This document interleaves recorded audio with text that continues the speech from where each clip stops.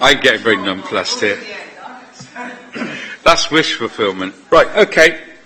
Good afternoon. Welcome to meeting all scrutiny committees. And item number 1 on your agenda is welcome and apologies. And I've just done the welcome, haven't I?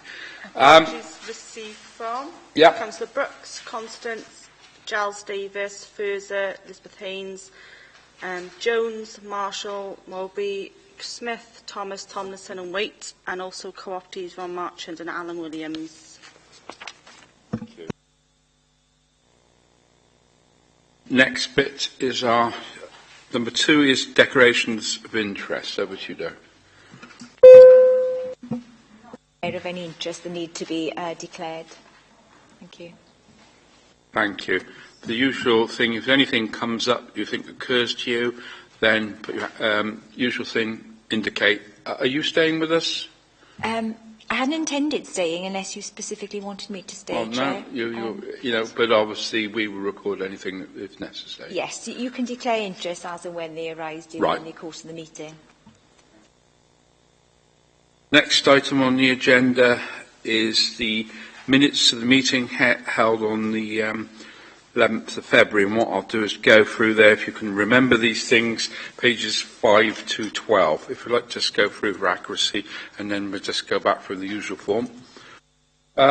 Page 5, page 6, page 7, page 8, page 9, page 10, and page 11. Anybody at this meeting, could they accept this for accuracy? Thank you, Veronica. And a seconder? Thank you, Nigel. Thank you. Right, we'll go back again and go through this for any points that need to be raised. Page 5. Page 6. Page 7. Page 8. Lots of burning issues here by the sound of it. Page 9. Page 10. Page 11. Are you content? Thank you very much indeed.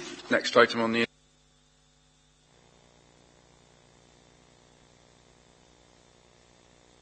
action sheet. Which you want to go on that one, Tom? Just if members have got any queries, just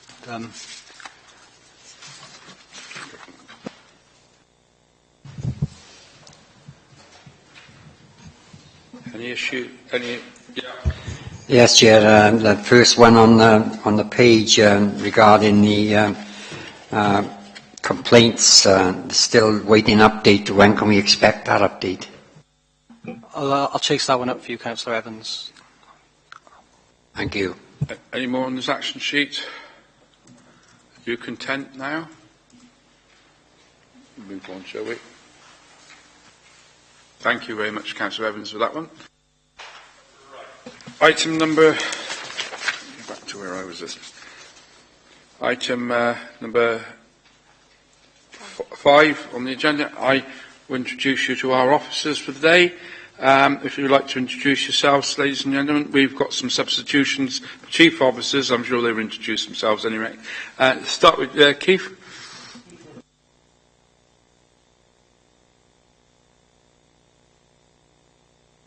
Can we use the mics, please? Tana Einan, Head of Streets In and Waste. Karen Padfield, Head of Skills and Employability, representing Dave Congreve. John Tushingham, Head of Access Engagement Performance, representing Dermot McChrystal. Thank you very much for that. Have you all got a copy of the questions sheet? Can you have something? What do we do? Yeah. Sorry, the officers to offer, Well, I think it's reasonable. Yeah. Yeah. If members are okay with that, and all members have got a questions sheet. Right, what we're going to do, I'm going to try and get away from the you do it routine, because I know some members are a bit unhappy about that. We're going to go through subject by subject. I've got a number for this, but you don't have to have a number. We can start with the area, and hopefully the officers here are twigged that we're asking them questions about it. But if anybody else wants to come in on it, please do. It's quite question time. And certain members ask these questions, and they know who they are. If you will, please come in on that. And we try and make this as fluid as possible without me saying you do this or you do. If I think you're flagging, I'll come in. I'll start getting like David Dimble, if you like. But try and just keep it as fluid as possible. There's a lot of questions to get through, and I don't really want to sort of push people too much. I'm sure you've got plenty of questions asked alongside all this as well. So we start with the first. Oh, you need to do a brief introduction as well. I forgot that bit. Sorry about this. It's quite complex, this, but we're trying to keep it as fluid as possible. Come on, Tom. Okay, the report you've got in front of you is essentially the draft 2015-16 forward-facing plan. Now, as you know, this is a statutory document which we have to produce each year, and it is in effect our statement of short-term intent for the year ahead regarding our priorities and how we're going to improve on those priorities. The draft plan is built around the same 10 priority areas that we focused on in the current financial year, and these are drawn from the original 25 outcome statements listed in Corporate Plan 2. This was set out in the February budget report, and it links our 10 priorities with the budget process. So what we've attempted to do is to pull out the key activities, the key measures, and the targets for those measures against those 10 key priority areas, and we've listed them in Appendix 3. What we're asking you to do is, the key word there is attempt. We're asking you to use your own knowledge and experiences to question the officers in front of you to see if we have pulled out the key activities, whether you feel the measures are the right measures that we should be using to assess our success or not, and whether the targets set are appropriate. Start on the question. Anybody got any questions for Tom so far? Okay, so the first set of questions are raise standards of educational achievement. As yesterday, we had a lot of questions around that from Phil and Veronica. And when do you start, please?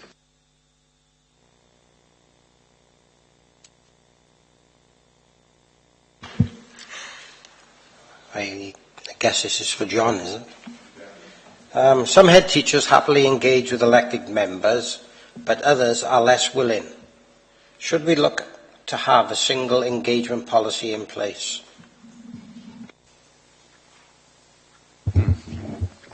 I think I need to understand perhaps a little bit more about the question before I give an answer to that one. Happily engage with elected members. Do people have a particular forum in mind, whether it's in scrutiny or through the sub? I think it's more to do with scrutiny. It's more to do with scrutiny. Policy would look like the process in scrutiny, particularly around the secondary schools, to look at performance, partly driven by the national model, partly driven by the fact that we think it's a good thing to do to try and get underneath issues in schools where we may need to support and challenge head teachers. That's more about behaviours than process. You could map out a policy which said, you will do this and this in set circumstances in that forum, but it's more about trying to get the head teachers to understand that that's a constructive forum and that the behaviours that are expected are ones that are conducive to improving the lot for learners. So, in short, my answer would be no. I'm not sure that I could see a policy helping in that way, but as always, happy to hear if people have got a view that it might, how they think it might. Okay. Any supplements to that? Any observations? Right. Somebody like to take the next question, please? Nigel? I'm asking about the about the mentoring of head teachers. How can we be sure that it's of a high standard and it's delivering the desired improvements? This is mentoring specifically in terms of the challenge schools, yeah? Okay. The position with mentoring is that mentors are vetted, and they have to be able to demonstrate experience, capability, and probably of equal importance that they've got the time to dedicate to mentoring a school where their particular skill set could be useful in helping to bring that school along. The Education Achievement Service are the ones who undertake that quality assurance of potential mentors for us. And it seems to be working quite well at the moment. As always, the outcome of mentoring isn't immediately delivered. It takes a while for it to bed in. And I think realistically we're probably talking about the end of this academic year. We would expect to have seen some shift in schools where a mentor has been applied to help with the senior leadership team.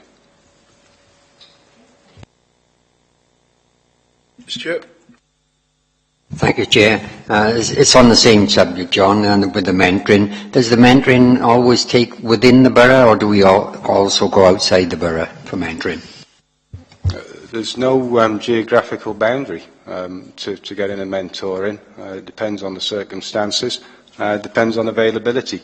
I think if we were just to fish from a relatively small pool, we wouldn't be doing some of our schools justice. So it's the best that we can get from wherever we can get them for the job in hand. Can I just hold up this? There's a phrase which is used in the report on page 26 under the coach head teachers to improve teaching performance. There's a phrase used: formulate and test searching hypotheses which are confirmed in the light of evidence and underpin clear, helpful recommendations. Well, for a lot of us, it wasn't a helpful recommendation what that actually meant. So could you translate, please? All I can say is that a northerner like me wouldn't have written something as complicated as that. So, so you have to bear with me. Have to bear with me a second whilst I try and translate it myself. Let me just have a look. Wait. We're on third paragraph.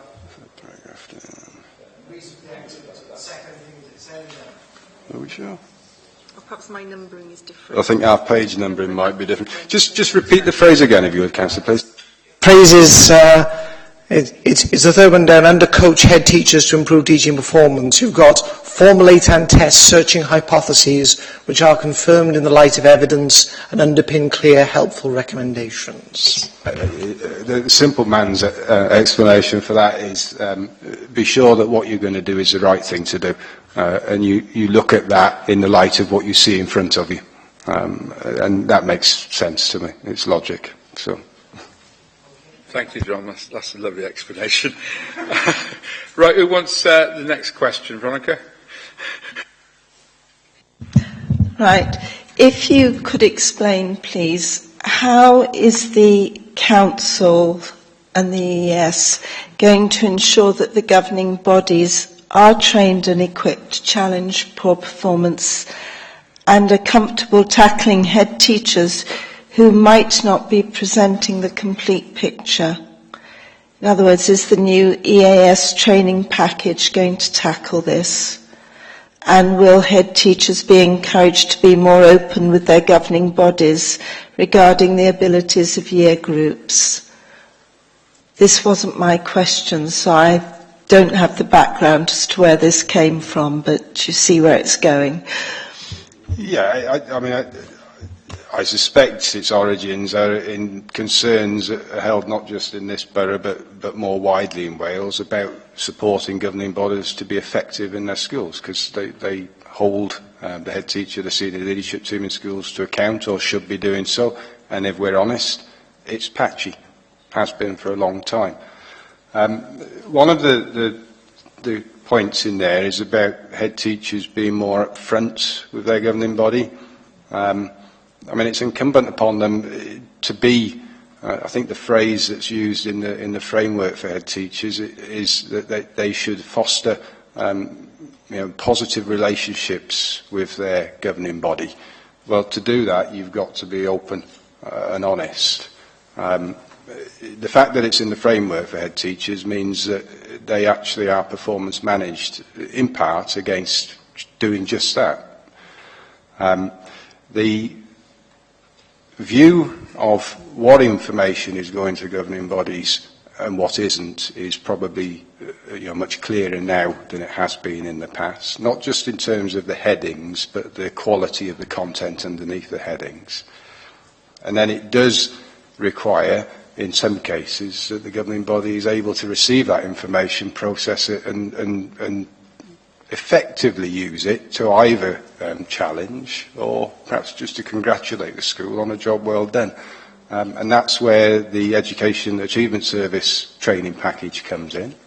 It's where, within our team plan, there are some training issues that we will pick up, not least in areas like attendance, because we've still got attendance. It's not an issue that the AS focus on as much as we do.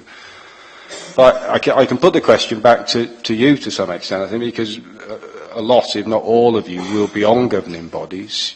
You will know the abilities of governing bodies probably much better than I do. And hopefully you've also seen the training package that's available from the EAS and that we're putting forward. So, if I may, maybe not now, but it'd be good to get some feedback from you all about whether or not you think it's going to have an impact in the future. I think that would be helpful because we all have very different experiences of governing bodies, and perhaps some kind of peer review group or something like that might be helpful. I don't know. One of the things that the Education Achievement Service does that we will be doing this year is a perception type survey of certain aspects of our business, and training will be part of it. Whether or not it's going to be adequately covered in that, I don't know, but I'll certainly take back the suggestion that perhaps there's a need for a slightly more in-depth way of getting underneath whether what's on offer is the right thing, and if it's on offer, is it being taken up, and if it's being taken up, is it delivering?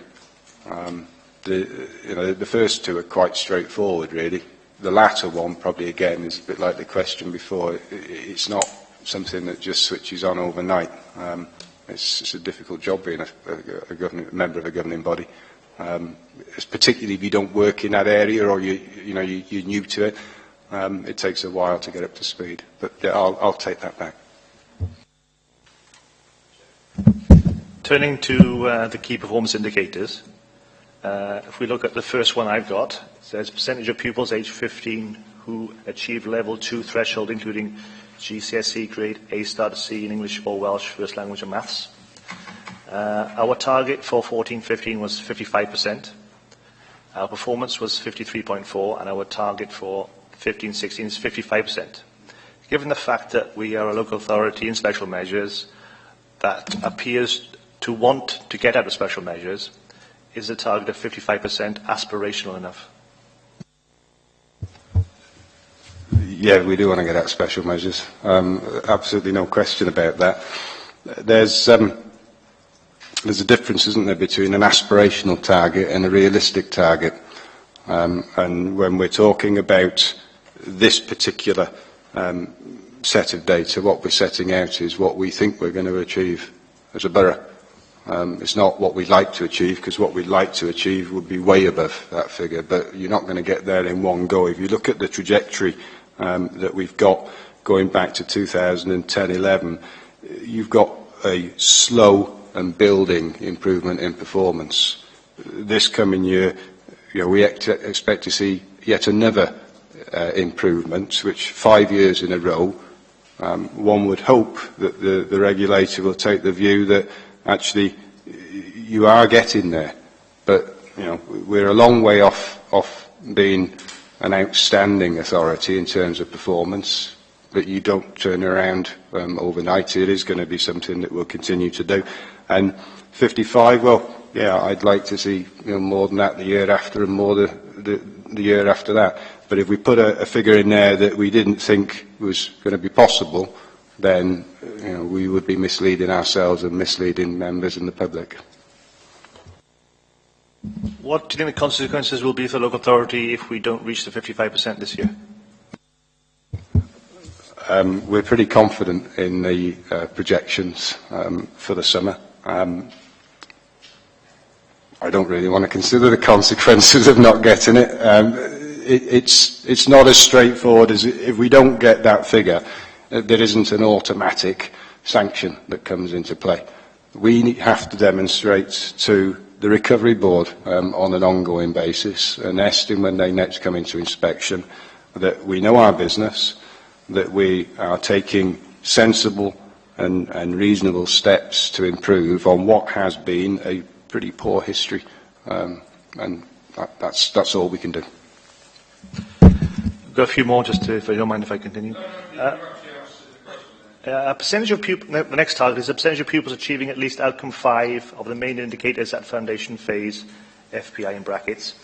We haven't seemed to have set a target. Why is that?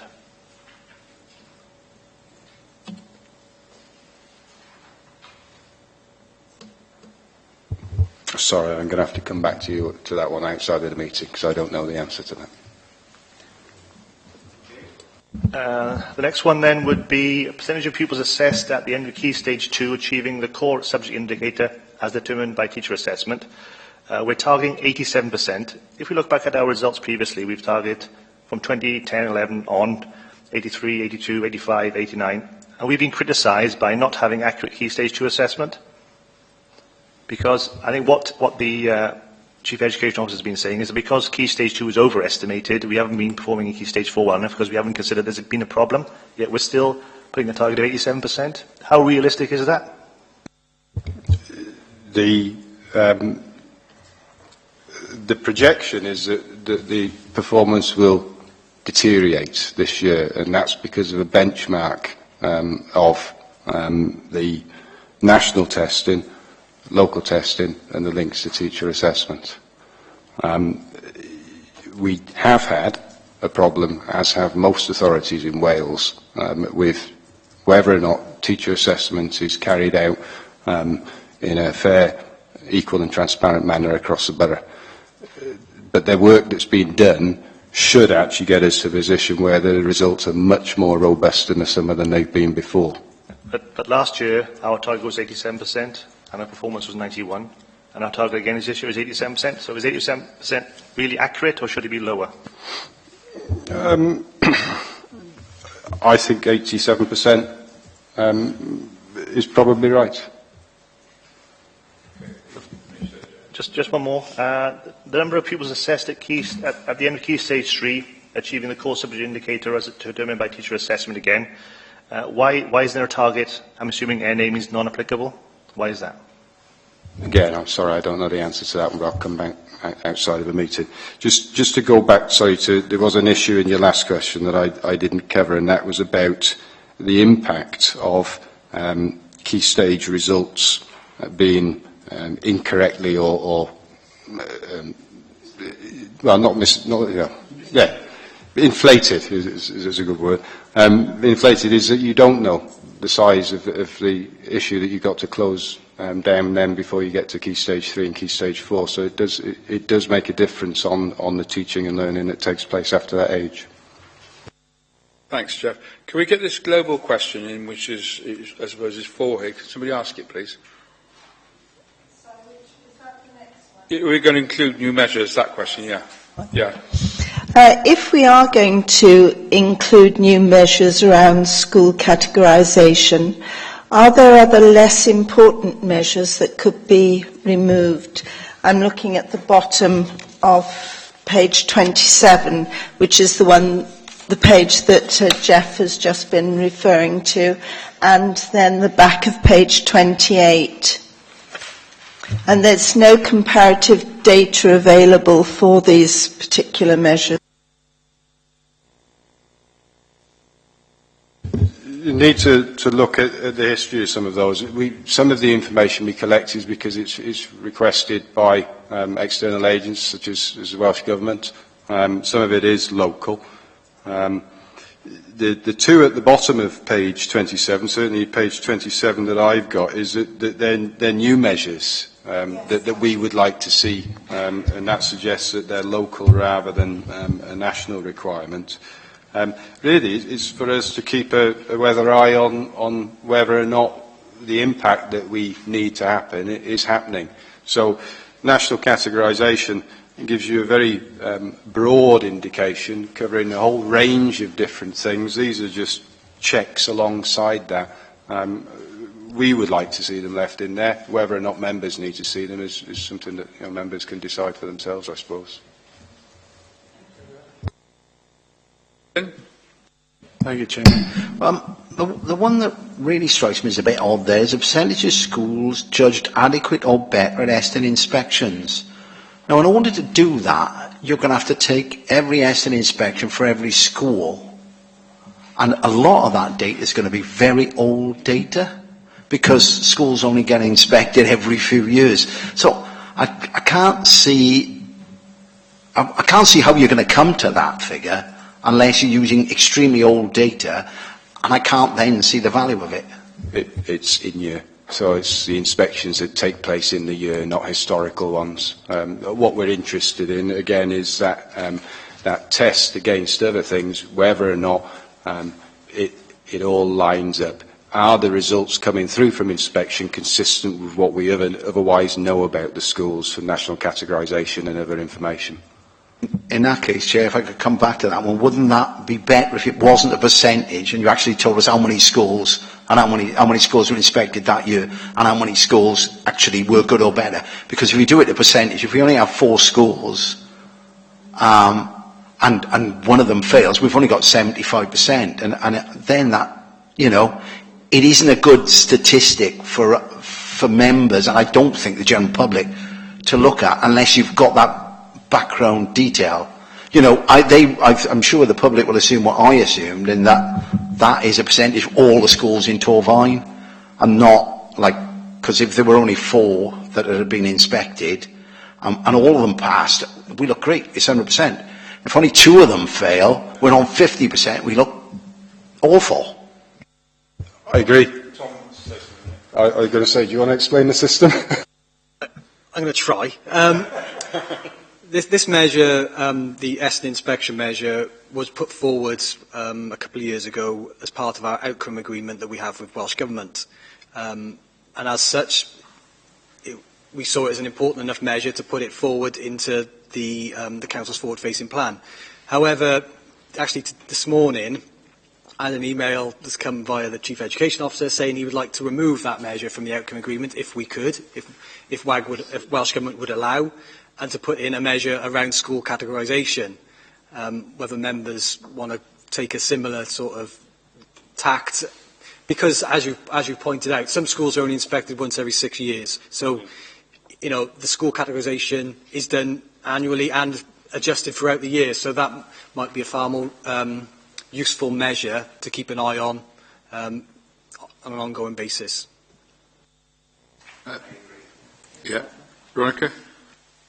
Can I come in there and say that I would suggest as well, with the next measure, new measure, and the one at the top of page 28, again they're percentages, it would make much more sense to put the number of schools out of how many, because the percentage figure isn't necessarily a realistic one to put in. Right, I think we've got that point. That's something to flag up, and I think that seems everybody's in agreement with that by the sound of it. Yeah. It gives us the information we want. To be honest, that's more internal use than it would be external. National categorisations, I think, are more meaningful to parents and to learners. Anybody else want to comment on this while we're at it? Thank you. Someone take the next question, please. If you want me to, Chair. Yeah, go on. Could the activities be presented in such a way that the most important are highlighted first? Sorry, Councillor Steve, I'm going to come back with another question before I answer that one. What activities are we talking about? Are we talking about the school improvement specific activities or more widely within the team plans? I think it's the key performance indicators. I think also I think it was Councillor Grigg said about how the list is structured. Is that if I just explain it, looking at page 26 and page 25 and page 26, it might run better if you had the 3 activities to be undertaken, key activities, at the end of page 26 within there. In other words, ensure the local authority fully undertakes its statutory responsibility for schools causing concern. Then the one following that and the one after that at the beginning on page 26, so that things follow through from the local authority, the EAS, and then down into the schools and the head teachers, etc. Tom wants to come back on it. Sorry, Councillor Crick's explained what I was going to explain. That's all right. That's great. That's any more? Good. Next. Do you want me to respond to that one? Yes. Sorry. I don't think there's any rhyme or reason in particular to how they appear on the list at the moment. I'm not aware that there was any deliberate flow or otherwise throughout any part of this document, but it's not a... I think it's probably something that's more directed towards us as authors of the document. Right. Perhaps we could Okay. we could order it in such a way that members could say, right, these are the key activities that we really need to keep an eye on. But I guess that's something for us to think about as the authors of the document. I think we made that observation yesterday, so that in future that we will take note of that, because I think Councillor Crick made a good point on that. Can we have the next item? Have you responded? You're happy about your response? Yeah, good. Can we make the last on this section? If somebody can have a go at that one, please. Councillor Parrish. Right, thank you, Chairman. This is related to teacher assessment results. Are we confident that the teacher assessment results in the summer will be produced consistently and accurately across Torfaen? I think in part this goes back to the question that Councillor Rees asked before, and the short answer is yes, we are confident. It was a situation that needed attention. It's quite a shift to do what we've done, because as I say, the results are expected to go down as a consequence of doing some triangulation testing with the national tests to see whether or not things looked as though they were in alignment. And since then, all of the work that's been done with the monitoring of progress within schools suggests that they are now assessing in a way that is much more consistent than has been in the past. Let's not kid anybody that it will be perfect, because we're talking about individuals here, and there are sometimes differences between how different people see things, but it will be vastly improved, and those improvements need to continue. Yeah, if I could, I mean, where we know at the moment some of the schools have been out by around 20-odd%, do we have in our mind a figure that we feel, because obviously it's not going to be completely and totally accurate, we are dealing with individual pupils who may have an off day, maybe taking ill, whatever, but do we have a percentage figure in our heads that we expect this to fall around? No, I think is the answer. There's no science in this. There's judgment based on looking at different sets of results to see whether or not they appear to be aligned. You can't add or subtract or divide between them and give you, 100% guarantee that the answer you get is right. And there's a degree of judgment.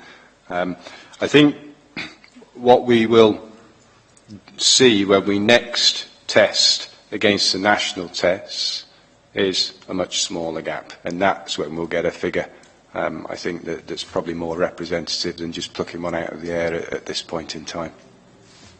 Thank you there. More questions on this particular section?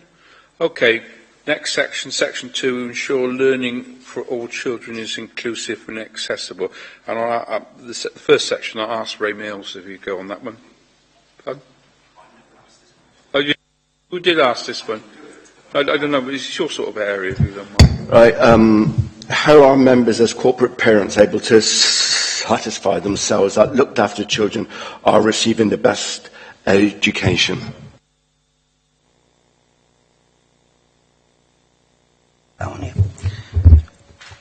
I think the first thing to say in terms of looked after children and education, we often say within this service it's an achievement to just get them into school in the first place because of some of the trauma, they've had by the time they become looked after. So I think, when we look at the attendance figures of children in education that are looked after, generally they're good. I haven't got the figures in front of me today, but I know we do consider them at the corporate parenting panel, and they're certainly good in primary, deteriorate slightly in secondary, but again, that's due to the age and very often the troubled young people that we have in secondary education. But I can assure members we do everything alongside our colleagues in education to make sure that children are in school. I think one of the key things we do as well when we are having to receive children into care, one of the main things we do is try and keep them in the educational establishment that they are in, because we see that as pivotal in their lives. The school plays a major part, and we don't move children just because they move around the borough. We actually move the children to school rather than the other way, and I think that's the right way. So I think, we could always do better. I don't think there's any doubt about that, but every effort is made to ensure that they do get the best possible education. I think greater emphasis needs to be given to Key Stage 4, but again, I would say that often these are the very troubled young people that we struggle to keep in school, let alone attend. Jeff? Yeah, okay, I'm going to look at what says about the inclusion team and key activity to be undertaken, which would be continue to monitor individual targets set by schools for each looked after pupil. Are we actually monitoring their outcomes as well, so that we can actually intervene earlier to make sure that they get the best education they can? Yes. Are we doing that? We've got an officer whose responsibility is predominantly looked after children.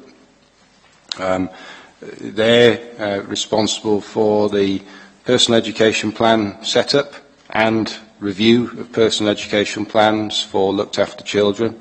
And in that process, it's not just the hard measures of improvement that you look at, but it's some of the softer ones as well. And Keith was talking before about some of the challenges that these young people have. It is all in that plan, which is monitored on an ongoing basis, not just by education, but staff in social care as well, and obviously staff in schools.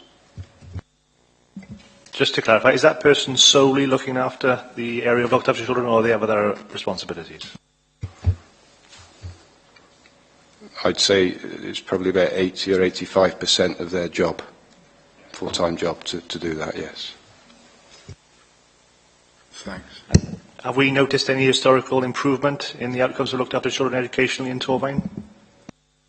I don't know if you've got a greater grasp on that than I have, but it is an area where you're talking quite small numbers going through statutory testing, where lives can be in degrees of turmoil at any given time, and small changes in figures can change percentages. Overall, though, the aim is to get the young people through the education system with some tangible benefits at the end of it, including academic qualifications. So how many looked after children have gone to university from Torvine in the last 5 years? I'm sorry, I don't know the answer to that. And I'm not sure that we would hold that information in the service either. I would be able to get that information. I haven't got it to hand, but I would be able to. It's a very small number of young people that have gone on to university, but we have had some.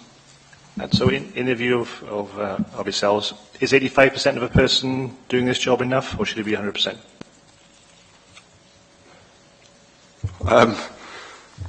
It's a resource that we've got to apply to the job, and I think she does a very good job. Could we apply more resource to it? Well, we could apply more resource to almost every aspect of what we do, but we don't have that luxury. Thanks, sir. There are three sort of sub-questions with this. Shall I ask them, or somebody else want to ask them? Pardon? I will. Right. The first subset is, are there any issues regarding the sharing information between different parts of the organisation? Do you want to answer that, or shall I do the next bit as well? Come on. Yes, information shared across services, and probably more widely now than before. If we take Families First into account, which is a relatively new initiative, multi-agency working is different now than it was 2, 3, 4 years ago. The next one is, how are we ensuring that children with learning difficulties are receiving the best possible education to meet their needs? Does this information form part of the Ronnie indicator?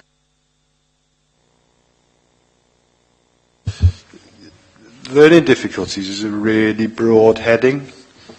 It can range from fairly low-level difficulties that don't require a great deal of resource to overcome, to severe or complex learning difficulties which can take a lifetime to try and overcome and help people with. So it's not something you can really give a short answer to. I noticed later on, I think the review of additional learning needs is mentioned in some of the questions, so we may come on to this further down in the session as well. We've got to provide a range of different services, of different support, to match different levels of need. Currently, some of that support is held centrally, and we think that it's in the best interest of the learners if that is passported out. But key to the success of any transfer of resources, whether it's people or money, is that the impact on the outcomes for those individuals improves. And what we've not had previously is a way of actually a sophisticated way, a consistent way of matching investment against return. Now that sounds like quite a crude piece of terminology, but that's essentially what we're talking about. We're talking about getting the most for the money that's available in terms of the outcomes for learners. So part of the measuring now is moving into looking at what money is spent where on individuals with particular needs and requirements, and whether or not that money is having any impact whatsoever. Do you want to talk about the Ronnie tool? The purpose of the Ronnie tool, Risk of Needs Identifier, is to help us identify young people in compulsory education who are at risk of disengaging when they leave compulsory education. The Ronnie tool looks at attainment in relation to other sets of indicators such as attendance, free school meals, behaviour measured by exclusions. So when we look at the attainment, what we're looking at is whether or not the young person is achieving expected levels.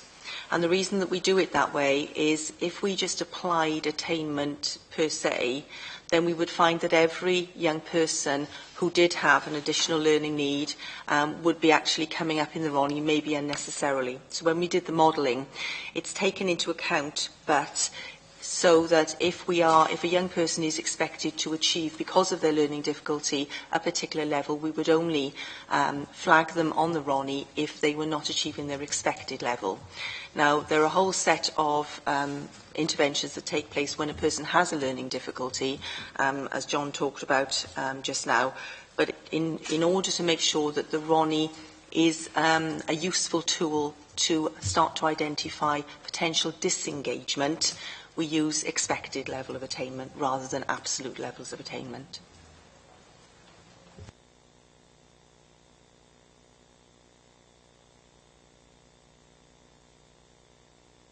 How are education and social care sharing information to ensure exams?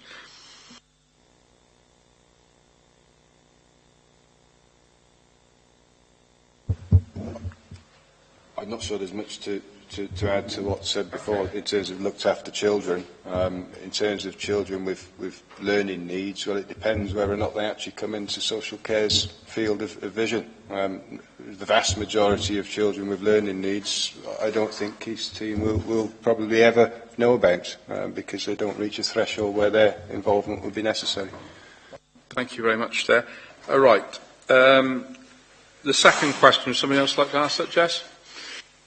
Yeah, this is around attendance, but I want to add a little bit here. The question down is, are schools producing attendance data on a consistent basis across the whole council, I'm assuming, the whole borough? And different schools have different policies regarding the administering of medicine, and does this affect attendance rates? But I'd like to add, obviously we've got it broken down for exclusions on the form, but around ill health, rather than like ongoing problems, do we have any sort of cover in the statistics for, say, if you've got a group of pupils who are off unexpectedly with ill health, and perhaps prolonged, with appointments, etc. Is there any way to cover that in the statistics for schools? And what do we do to ensure that they get to catch up? Okay. Yeah, there's a few bits to that question. In terms of the consistent basis for keeping records of attendance, I mean, it's probably one of the most prescribed areas of activity within a school. The attendance codes are set out and shall not be transgressed, I think is a phrase that I've seen before, or you get into great difficulty. Even down to when you take the afternoon registration, the fact that it does have to be in the afternoon and not before a lunch break is something that has cropped up before now. So I'm pretty confident that through our Education Welfare Service, but through the schools' rigorous application of that prescriptive guidance from Welsh Government, it's not guidance, it's rules, that yes, it is consistent. We also have audit checks, routine audit checks of that, and Welsh Government actually look at the codes that schools are using to see whether or not there are spikes in particular areas that could suggest that there are issues with how they're maintaining a record of attendance. The second bit about medicine, well, I'll tell you, I'll leave the medicines on to the last, because the last bit that you asked off the sheet is perhaps more relevant to the first one. It's coded attendance, so can we interrogate absence due to ill health? Yes, we can, and we do. It's not unusual for ill health in one school to be replicated in neighbouring schools. If you take sort of the outbreaks that you tend to get in the winter months with norovirus, you tend to see sickness levels rocket in all schools.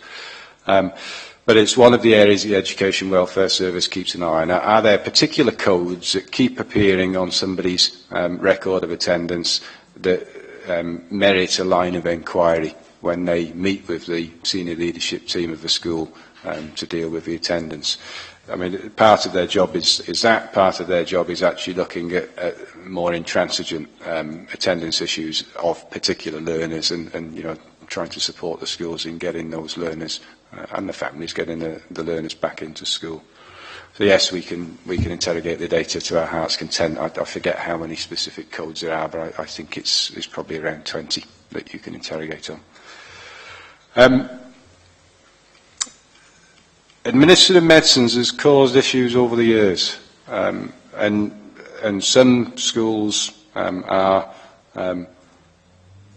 more open to administering medicines than others. And you can't force a member of staff to take on that responsibility. That's a matter of personal choice. And as always, with something like this, when they do elect to undertake that responsibility, then we've got to make sure that they're safe in doing so. So there are different approaches in different schools. You can't enforce a single approach. Really, it's part of that relationship that you would expect to develop between a school, a learner and their family. And in some cases, we've got parents who go into school if a child needs medication during the day. It tends to be for, injections or things a bit above and beyond taking of a tablet when that happens. But it shouldn't affect attendance, because unless their medication is because they really are unwell, then they're fit to be in school. If they're really unwell, they shouldn't be in school. They should be recuperating. And there's always a spectrum of how well somebody's feeling or not with illness. But we really don't want children to be coming into school if they're not fit to be there. There are other ways of getting education to them if they really would be better served not being in school. And whether that's, if they're out of school, provision of learning materials for them whilst they're at home, but they're able to a little bit during the day, or whether it's when they come back to school and they need to do catch-up. I mean, the vast majority of absences are short-term. They're not the sort of thing, actually, that interrupts massively in a child's learning. They may need to catch up on a few lessons, but you're not talking about it taking a big chunk out of a year. But where you've got somebody who has, perhaps a longer-term absence, then we would expect schools to support them on their return with additional teaching. Right, any more questions on this subject? Right, next one. Somebody else take that one, please. Norma? Thank you, Chairman. Do we need to include new measures that monitor the effectiveness of the ALN review once implemented? And can you tell me what exactly is being piloted with regard to direct ALN funding to schools? The answer to the first question is yes, we will. It's quite a risk area for us, and actually we're just looking at the risk register for 2015-2016, and the suggestion is we need to include one around the ALN review. Quite what the measures are going to be will be dictated by how the pilots develop and how that may then follow into full implementation. So it's a bit early for us to be saying what the measures are, but you would expect, wouldn't you, that it will be about impact on learners and learner outcomes, because if it's not, then what are we measuring? So that's going to be part of it. And it goes back to what I was saying before about measuring whether the investment is having any outcome. That's one of the things that will probably be part of it. In terms of the specific pilot with funding, I mean, the notion is that we passport funding directly to a cluster of schools, and that they are responsible then for meeting the needs of the learners. There is no pilot underway at the moment. The pilot will be later in the year. And it is as simple as that. They will take the money and the responsibility, the accountability for meeting learners' needs, and they'll do so on a cluster basis as opposed to us sitting at the centre with them all coming to the pot individually. It makes sense as a pilot, but as always, we've got to see how the pilot runs. You okay with that, Norma? Any more questions? But who was it asked this question about youth? Because it's a very, Nigel. Yes, Mr. Chairman. Well, actually, it's about two, because there's also a second, and there's another bit about two pieces of jargon which we'd like to be cleaned up. Actually, one is in the list of the targets, and that is the acronym BESD. What do the letters BESD stand for? Sorry, which page are you on at the moment? Could you page 30. Page 30.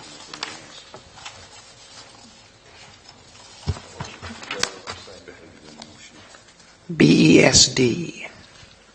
It's behaviour and emotional and social development. Okay, thank you. And the other one is on page 31 in the performance indicators. You refer to the youth service formal offer. Could you explain the youth service formal offer, please? It's a list of courses of alternative curriculum for years 10 and 11. Similar to members may be familiar with 14 to 19 curriculum. So with the demise of some of that funding, the youth service is able to offer certain services, things like like the John Muir Awards, Asden, and it's very much linked to the personal social education curriculum. So there are a list of courses that youth service staff can go into school and deliver.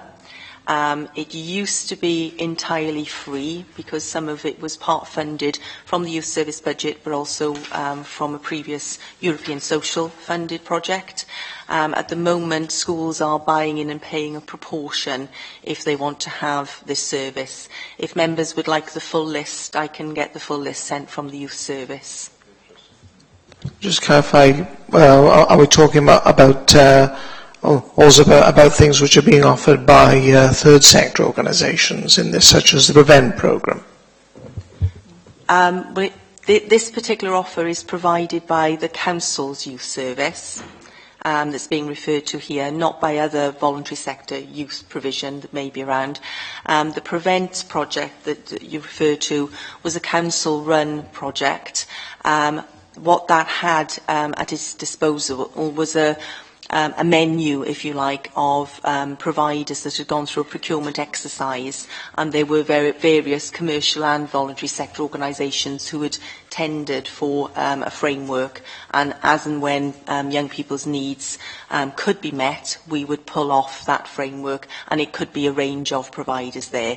That is entirely separate from this. This is a list of courses which can be provided by the council's youth service staff.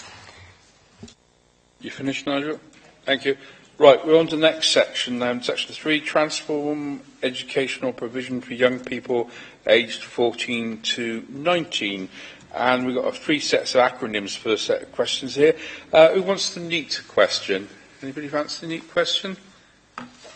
Over there? Stuart, do you fancy that?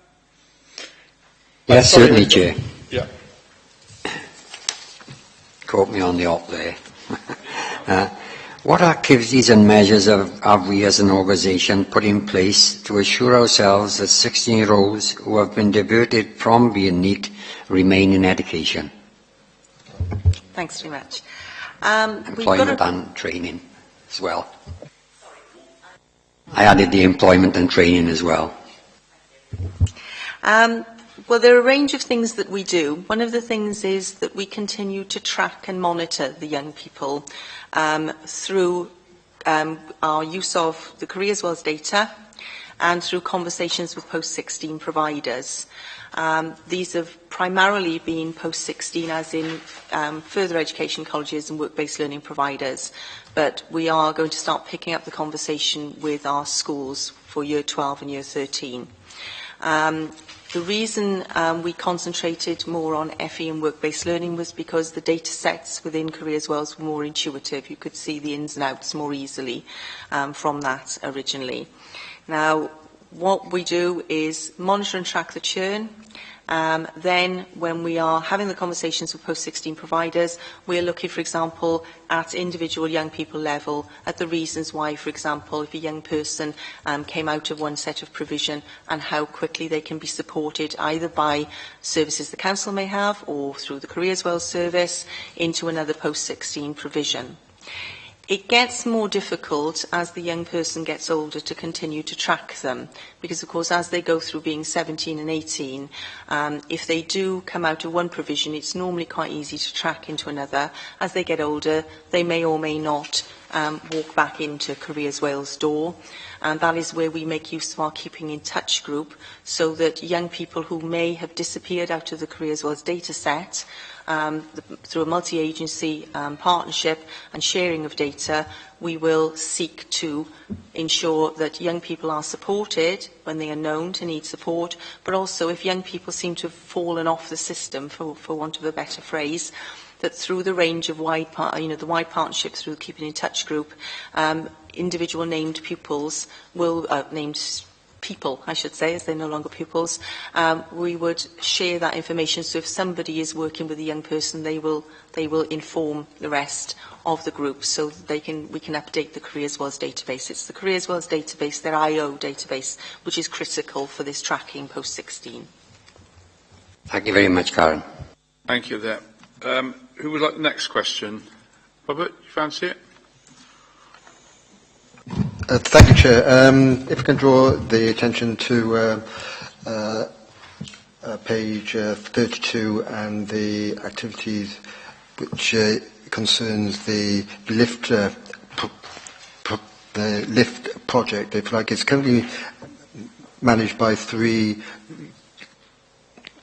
local authorities under the Regional Collaboration Fund programme. My question is, what is the future of the LIFT project, and is it going to be funded in the future? Thank you. The LIFT project, as you've noted, was funded through the Regional Collaboration Fund, and it was due to carry on to the end of March 2016. However, the Welsh Government for this coming year, financial year from April, halved the Regional Collaboration Fund. So regionally we were all asked to look at, and through the G7 group, it was the different operations were looked at to see what would happen and how the cuts would be made. So the budget took a 50% cut, and the way the 3 local authorities led by Torfaen decided to enact that was make sure that the model continued to work for the benefit of the young people as long as possible. So rather than cut the model because the delivery model wouldn't have worked for a year, what we have done is maintain the delivery model, but the project will actually cease at the end of December 2015 at the moment. Now, where we are with seeking continuation funding, as members will, I'm sure, be aware, the new round of European Social Fund is open for business. We are in the 10 local authority area. We are looking across with the other 5 local authorities in the convergence area to seek to replace some of the provision with new European funded projects. We are looking at 2, because the way these projects are split up this time round is slightly different. We have to look at 11 to 24-year-olds who are at risk of becoming NEET, so they're actually in provision but at risk. And then separately, we have to look for an operation that looks at those young people who are NEET, 16 to 24s. So at the moment there is a proposal, or there are 2 proposals in. One is called Inspire to Achieve, and that is for those who are at risk, and the other is called Inspire to Work, which is for those who are actually NEET at the moment. And those 2 operations are being led by Blaenau Gwent. Torfaen is a part of that partnership, and we have cleared the first hurdle and been invited to business planning, and the first business plan draft has gone in for both of those operations at the end of February. So we are waiting to hear. The likely outcome is that there will be questions to come back, because the business planning is an iterative process. You're asked to do certain chapters and then do the next chapters. So we will be waiting to see how that process goes, and that primarily will be the way that we would continue to fund the provision that's actually in LIFT Cody at the moment. Any more questions from that one? Maria, do you think you can have the next one, please?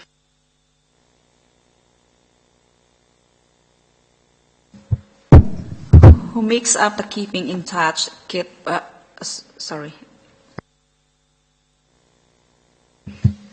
Who makes up the Keeping in Touch KIT partnership?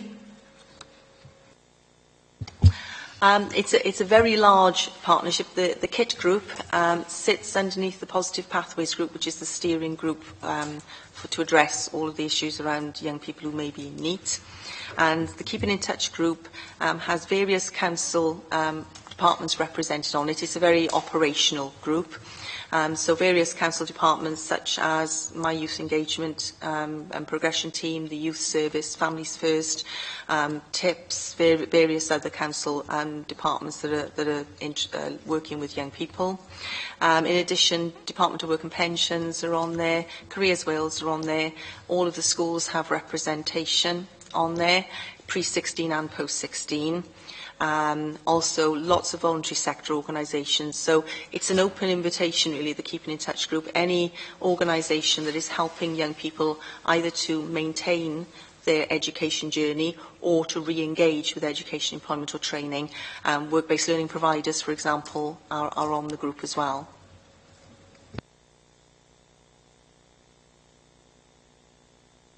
Any more questions on that? I'll go back to Jeff then, if you'd like to go to the next one, Jeff. Well, this isn't my question, but I'll ask it in the spirit of moving things along. What opportunities are we creating for young people aged 16 to 24? Are we finding locally that young people in Torfaen are more likely now to go into an apprenticeship rather than university? All rightio. Well, for young people 16 to 24, the main change at the moment in this area, and it's the same all over Wales, is the new work-based learning contracts from Welsh Government from April. Require work-based learning providers to actually have 90% of their provision either for young people 16 to 25 or higher level apprenticeships. So what that will mean is there will be significantly more opportunities in work-based learning for young people.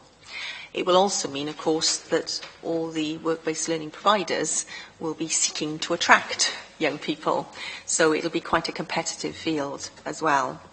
So that's work-based learning. In addition to that, there are some other things that more locally that Torfaen is doing. Torfaen as a council, you may be aware of the Torfaen Futures plan, which is a small structured approach that we've taken working with HR and working with the unions to see if we can take a small number of young people each year.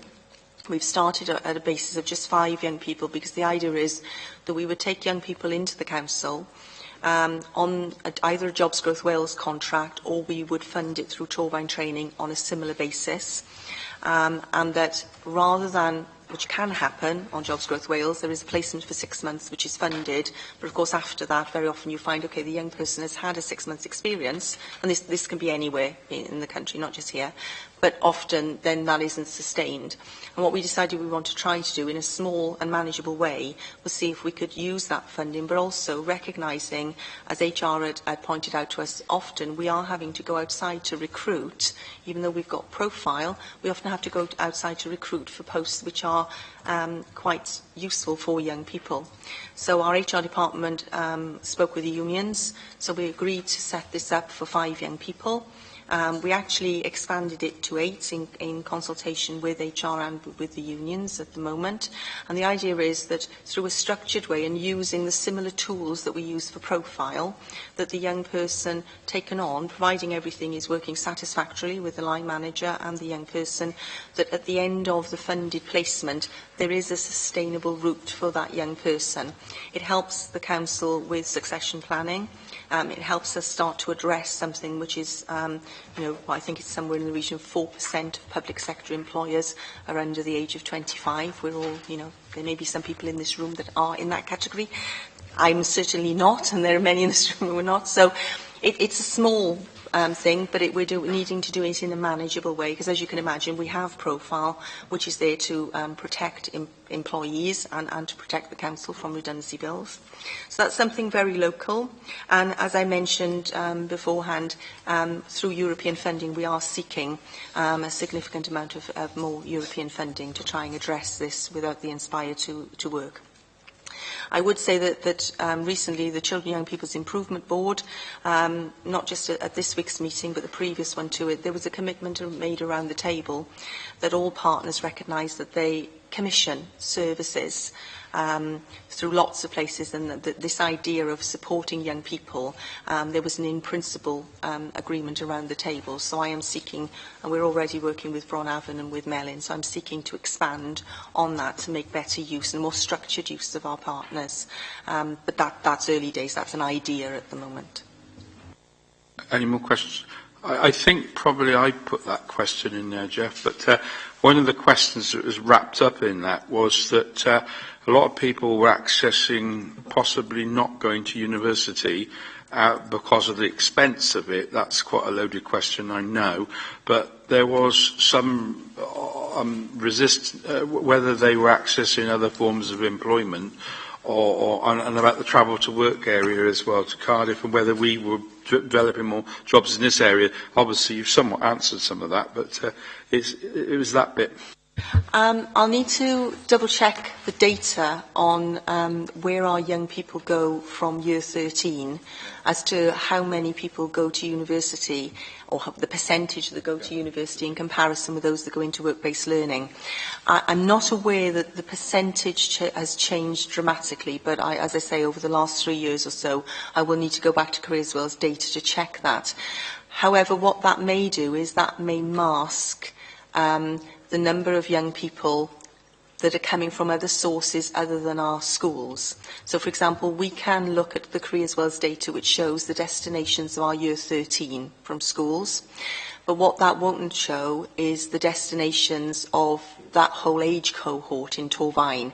So the 18-year-olds who may have already gone into work-based learning, the 18-year-olds who may have gone into FE, it's not so easy to find out where they ultimately go. So there may be people going to university through other routes that we don't know about. But the only source really that we've got that's reliable in that sense would be our Year 13 destination data. If members would like that broken down, I can get that for members. Who wants the last question here? Faye, you interested in that one? Sorry, you're a long way away. So did you want the last question? I'm not sure. Yeah. I'll ask it, but I haven't got a clue what it means. Should this section now include measures regarding the post-16?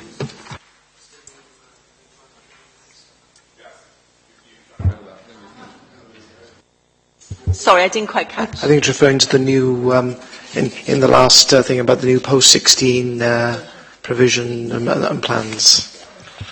Right, well, if I can just, before I go to the new post-16 plans, because I'm going to hand over to John, who knows more about that than I do, on the subject of whether or not we should be including more measures in here about post-16, about young people up to the age of 25, which is the responsibility in the learning and skills measure. I think there are some questions we need to ask ourselves, and that is how much influence can Torfaen as a council have over some of these things, and how members may want to have data and how it can be presented and how useful it is for members. We can look at Careers Wales data, and interestingly, very recently, Careers Wales have made a particular shift in some of their data presentation. So I'm looking forward to receiving reports that I've seen a demonstration of, but I should receive this month, which will give us much more insightful data, I believe. So the tracking and the churn that we've done post-16 before will be done automatically on the Careers Wales database, which is great because it frees up our officers' time to do more analysis and more engagement with post-16 providers. So there may be some data when I see more of that members might find useful. Going back, I've referred to the Careers Wales IO database before, and post-16 members, if they recall the Youth Engagement and Progression Framework, may remember the 5-tiered model. Now, the 5-tiered model, Tier 5 are those solidly in, post-16. Tier 1 are those that have been lost to the system, and the other categories are in between. It may be that as we look at that data and see it more regularly now, that there may be some things out there that members may want to report on. Because what that data is, it's not a complete data set because it will only be the young people that Careers Wales know about. And that data is for the 16, 17, 18, and then those people drop off on their 19th birthday. So there are some data sources out there. Clearly, when it comes past 18, primarily it's normally DWP data. We can look at some of that. We looked at some of it in Positive Pathways. So if members are particularly interested in that age cohort, what I can do is bring forward a report that we took to Positive Pathways some time ago, which is really looking at some of the numerical data with DWP. There are some different challenges with that. It's not so easily accessible in lots of ways. But I would leave that really for members to let me know if there are some particular data sources they'd like. Thank you, Karen. Lynn, you want to come in? Chair, I'm not sure if you want to take... I didn't realise it was a question over Leaf, how a transport issue is going to be addressed in relation to post-16. I don't know if you want to ask that one first. But I've got some issues around the data that we're receiving, the way it's reported. So I'd like to go through a few of those issues, if I could, Chair. Go on. question first. No, I can't hear you. Right. The first one is something I should perhaps know the answer to, but I'm perhaps getting confused by how many statistics there are around NEETs. But I was under the impression that the number and percentage of Year 11 school leavers who are not in education, employment and training was a national statistic, but it says there's no comparative data available for Wales. Sorry, which page are you on at the moment? I'm not, well, I think it's either page really, 31 or 34, it's because it's 34. On both of them. Exactly the same statistics are on both. All right. Sorry, Councillor, the reason it says no comparative data there for 13-14 is because the data hasn't been published yet. So what you've got in the reported performance up to 13-14 is the reported Welsh Government statistic. When we come to the data for the year that the school leavers left, so the destination, it was last June and the destination survey was done last October. So the data survey closed in October on the ones that left school in June 2014. What you have there as our 27 young people, so the percentage is 2.15%, is Careers Wales management information data. It is not yet regarded as Welsh Government statistics, and they normally publish it in April. At the time that they publish it, then we will have a national comparator because we will be able to see all the other local authority data. Now, within certain protocols for sharing, for example, across the EAS are likely to know what all the schools' position is across the EAS region. But from the point of view of our data sharing with Careers Wales, we are allowed to know our own data, our own schools' data, but we only get sight of the other data sources for local authorities when the data is published in April. So that's why it says no national comparator at the moment. If I could stay on that page,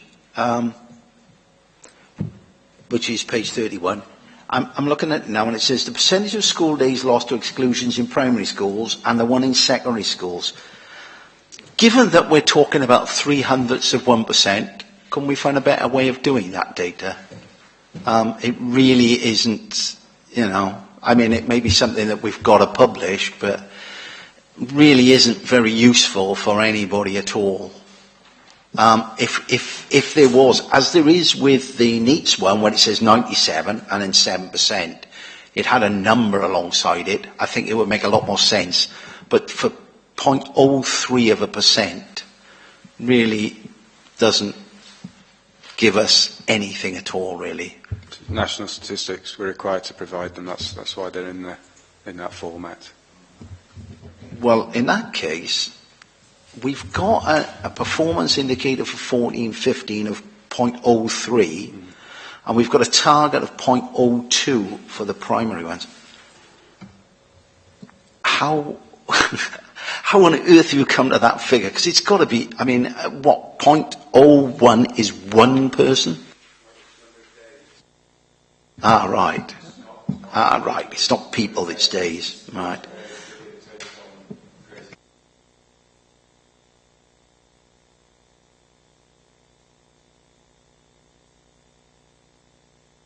Can you use your mic, please? Beg your pardon. Do you want me to repeat that? Yeah. I just say that it relates to number of days as opposed to individual learners, and that's where the significance of the figures start to come in, because what we're interested in is not just how many learners have been excluded, but how many days they spent outside of education, which is something that we need to minimise at all times. You okay with that? Yeah. Any more on that? Yes, Chair. I'd like the information that Glyn posed and that I was going to pose as well regarding the transport post 16. I'm sorry, I didn't notice that on the other side. It sneaked in there. Shall I ask that? How are transport issues going to be addressed in relation to post 16? I remember I asked that question as well. It's a sort of sub-question, but it's quite an important one. You're talking specifically if the proposal for the centre in Cwmbran takes off? Well, but also not just, but also anybody in post-16 who is travelling to work, travelling to colleges, travelling wherever. I remember I asked that question with you in mind, Councillor Evans. I knew you were going to mention it. It's probably an answer to two parts. We're not proposing any changes to post-16 travel at the moment. And if you remember when we brought the proposal through to change the mileage threshold for primary and secondary age learners, actually it was 0 to 8 and 8 and above, but it's changed to primary and secondary. We made the specific point then that until we know what the delivery model for post-16 is going to be, members can't really make an informed decision on what we want to do with post-16 travel to a place of learning. I've got to say that that's still our position, that we don't think that members can make an informed choice until they know where the point of delivery is going to be for post-16. I would imagine that your view would be flavoured by whether it's in the immediate locality of where a learner is or in Cwmbran or some other part of Torfaen would make a difference on how you saw the matter. I do have to say that you've probably noticed in neighbouring authorities that they are effecting changes to, amongst other things, post-16 transport and removing entitlement, and that's down to budgetary pressures. So what I can't promise you is that the issue will remain something that members don't need to tackle, until we decide on the delivery model, because the budget may force the issue back into your view next year or the year after or the year after that.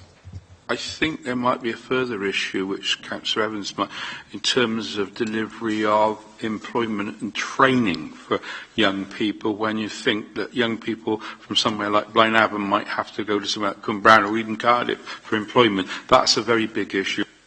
Thank you for that, Chair. I didn't want to be parochial, but you were parochial for me. Thank you very much. Well, you're absolutely right in the sense of transport is often a barrier that is cited by some young people and some older people when looking for work, when seeking to re-enter the labour market, and also when seeking to get to some learning opportunities. Within some of the work-based learning funded provision, traineeships, possibly some of the other funded provision, there is normally an opportunity for the young person to reclaim some of the travel. Interestingly, we find sometimes, I'm just using Torfaen training as an example here, I know there are some times when young people don't seem that keen to claim some of the things that they're entitled to, and we do everything we can to make sure that they do. There are also some interventions that are made possible through Job Centre Plus, where someone of any age who is going into a job, there are small one-off grants in getting a job under certain circumstances. So again, through the Bridges into Work team, etc., we would try and make sure that everybody that we're engaging with is aware of letting Job Centre Plus know when they're going into employment, because there may be some access to some small amounts of money. Other than try and make people aware of their entitlement, whether they are young people or whether they are old people, I'm not sure what else we can do in this regard. I would say we are trying, again, this is a small intervention. Under the Lift Cody project, we've got an operation called Changing Gears, which is around young people redoing up bicycles, which they can then, through a scheme, actually have themselves, to help themselves to have a form of transport.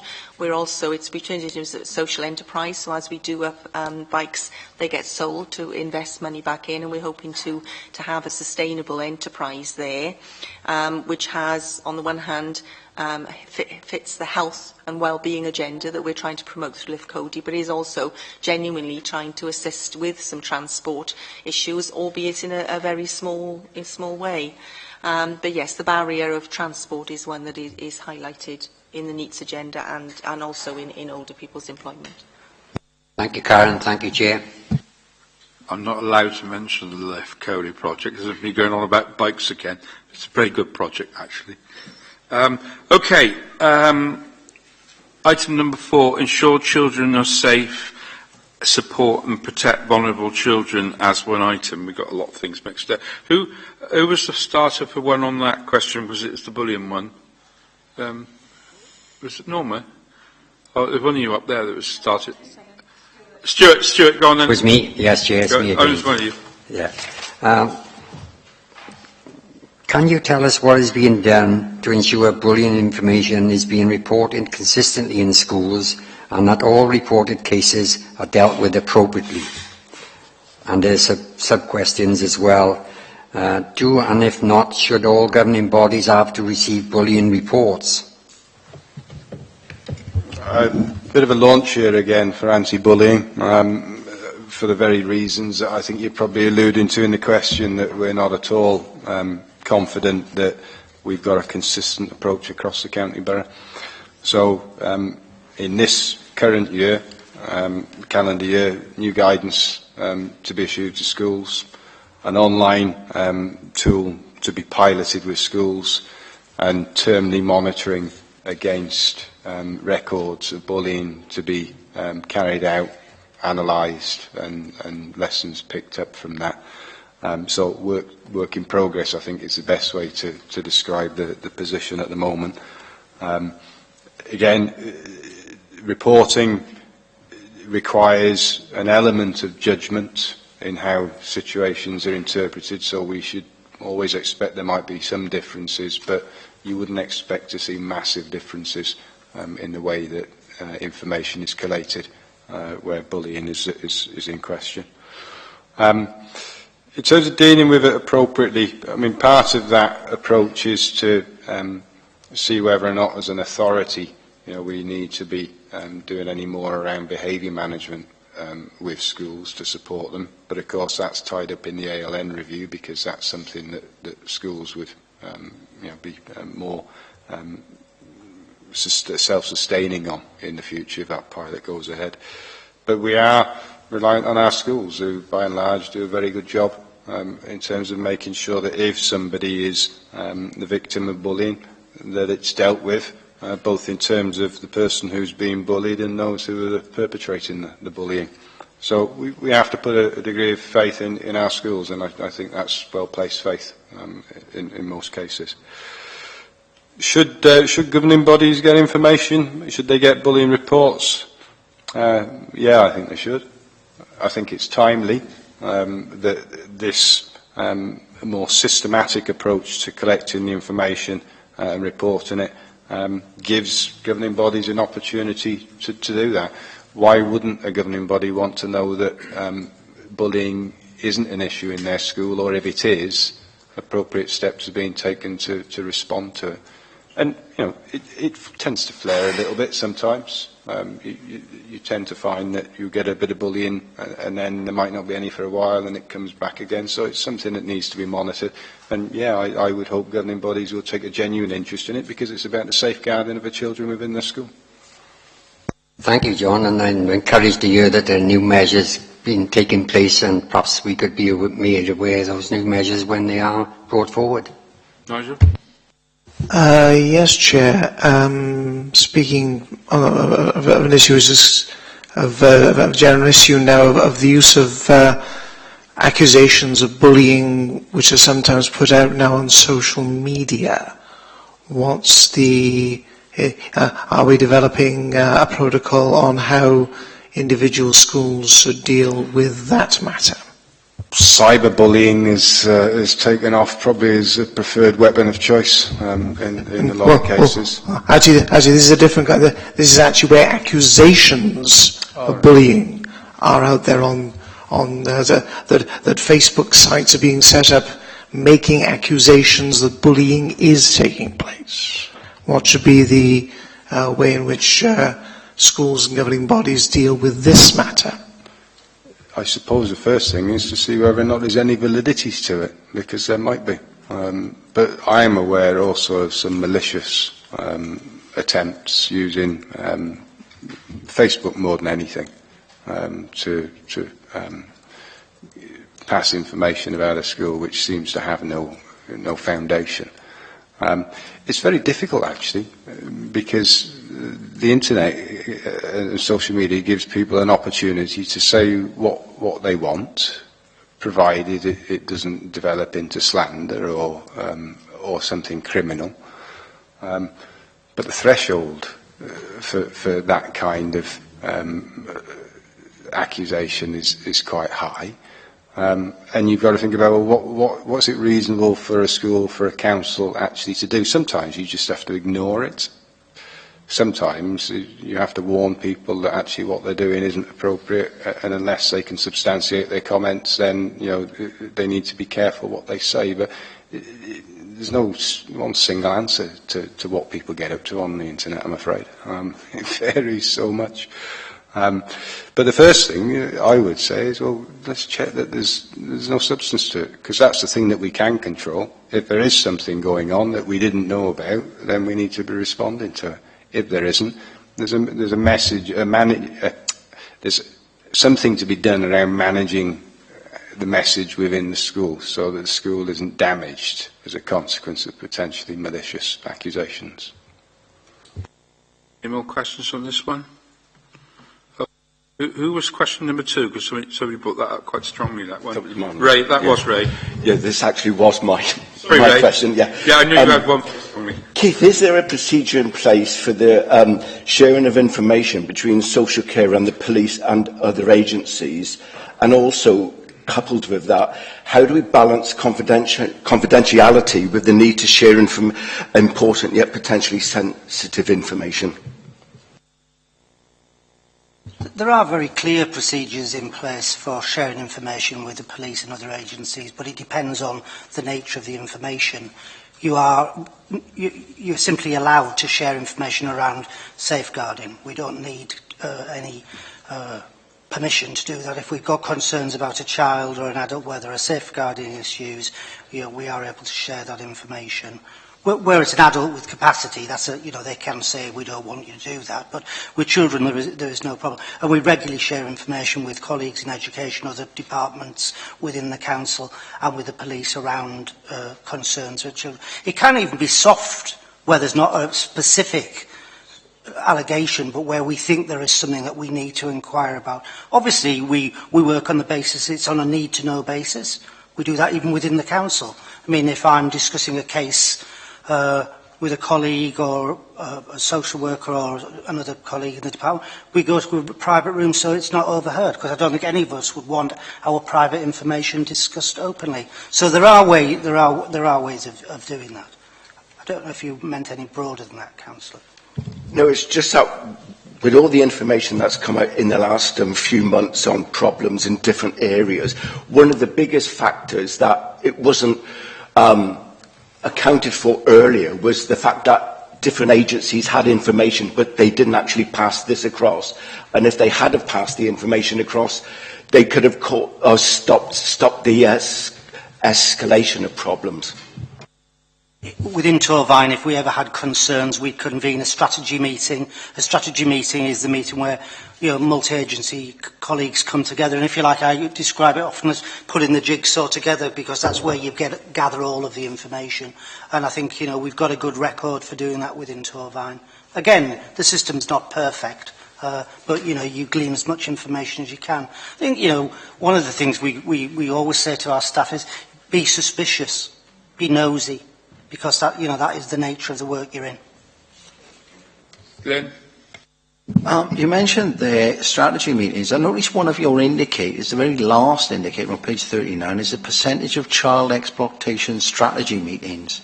Could you give us an idea why you're going to bring that in as a new suggested measure for 2015? We already cover it, I think, in terms of the strategy meetings, but I think given all the media exposure around child exploitation, we think we should try and hone it down to those particular areas, just to see that, is it a problem?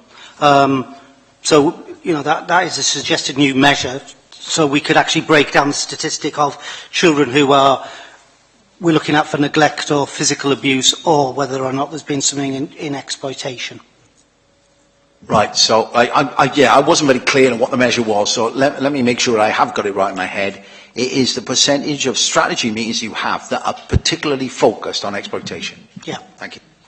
Ray? If I can come in on that one, when the Healthier Scrutiny Committee looked at child sexual exploitation, that was one of the recommendations we actually brought in. So that has come in purely because we actually scrutinised it.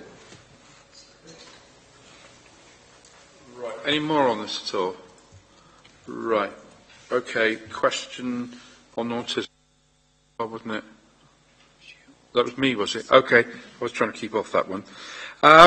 Okay, is the work being undertaken on autism being done in conjunction with the education service? And I suppose it's not in the question with health.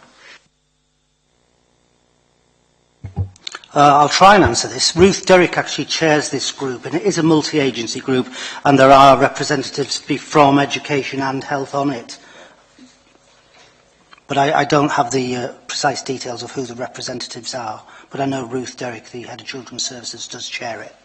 Can you fill us in at all? Because what alarmed me, to be quite honest, was we had the health authority in here, and they were talking about provision. And I mean, obviously, you've got what was alarming me, and it's not in this report, was the transition between children and adults.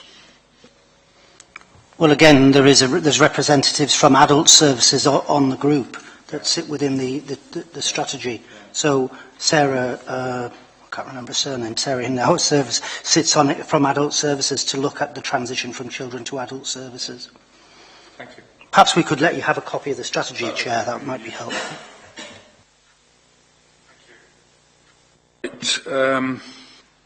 The next one is current caseloads. Who was that? Can we pick that one up? Ray? Yeah, I know it's Yes, me again, Chair. What is the current caseload for us social workers, and is it too high? Well, that's a loaded question. The current caseload is the average is 25. Now, what I would say is that Lord Laming, when they did the Climby inquiry, they recommended between 12 and 15, but I don't know any authority that's ever been able to achieve that. The resource required to get to that level would be immense.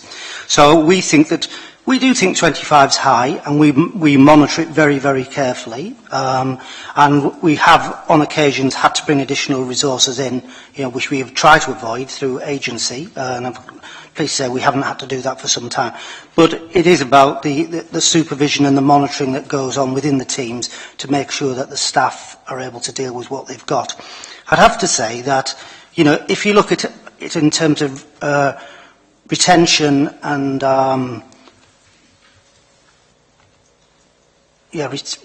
retention, we manage to retain staff quite easily, and when we have students come, they often want to look for a job within Torvine. So I think that the staff do feel there is a good level of support from the managers, right up through the organisation. But I wouldn't sit here and say that 25 is not high. It is high, and it's not the numbers now; it's the complexity of the work that comes in, and the amount of time taken to get things ready for court. And now we've got a 26-week timetable to get everything into court, and it's a massive piece of work for the staff. In fact, I'm expecting to be called to see one of the judges where there's been a slight delay, and it's at that level. But, we're not blaming the staff, we're going down, and we will be saying it's a resource issue. But it's not just Torvine, it's across most local authorities. If I can come back on that, and just to sort of confirm what Keith's saying, when the Healthier Scrutiny Committee has actually interviewed social workers, and we've asked them if they've got any problems, they've never said that their workload is too high. Thank you. He's obviously good to work with, but it's just they wanted to come and work here. Clint? Just on, because we're on that resources issue, I'm looking at page 38. The statistic in there, and the percentage of disabled young people who have an adult link worker in their 14th year. And I note that has significantly dropped from what was around 80 to 90%, down to 42.86, even though our target is going to be 95%. Is this a resources issue? it will be a resources issue in the adults division, but I'd have to go back and look at that because it does seem a huge drop. You know, and it is something that's been, you know, very high on our agenda to ensure that that person was, you know, sort of, if you like, almost twin tracking the case as it moved from children to adult services. So that I couldn't say without going back and looking at the figure in a bit more detail. Jessica? Yeah, on page 42, we've got some stats about young carers who are being assessed and provided with a service. Is the drop because they were assessed in the previous year and you haven't redone it? Is it like a year-on-year thing, or is this just, you know, a drop generally?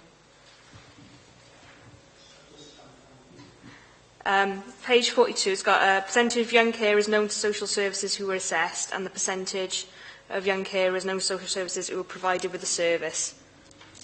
Just asking, is it because it's year on year that it's going down and they, you know that they don't need it? It would be year on year. It was, you know, the children or young people are referred for assessment as and when they require it. So it would fluctuate year on year. It wouldn't be a static figure.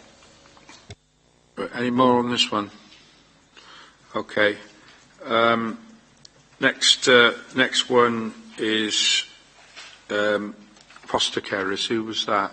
Oh, Ray again. Sorry, Chair. No, Ray, you go again. You're good at it.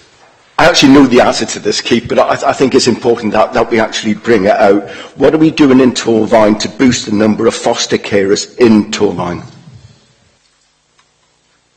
Well, we run a constant recruitment programme.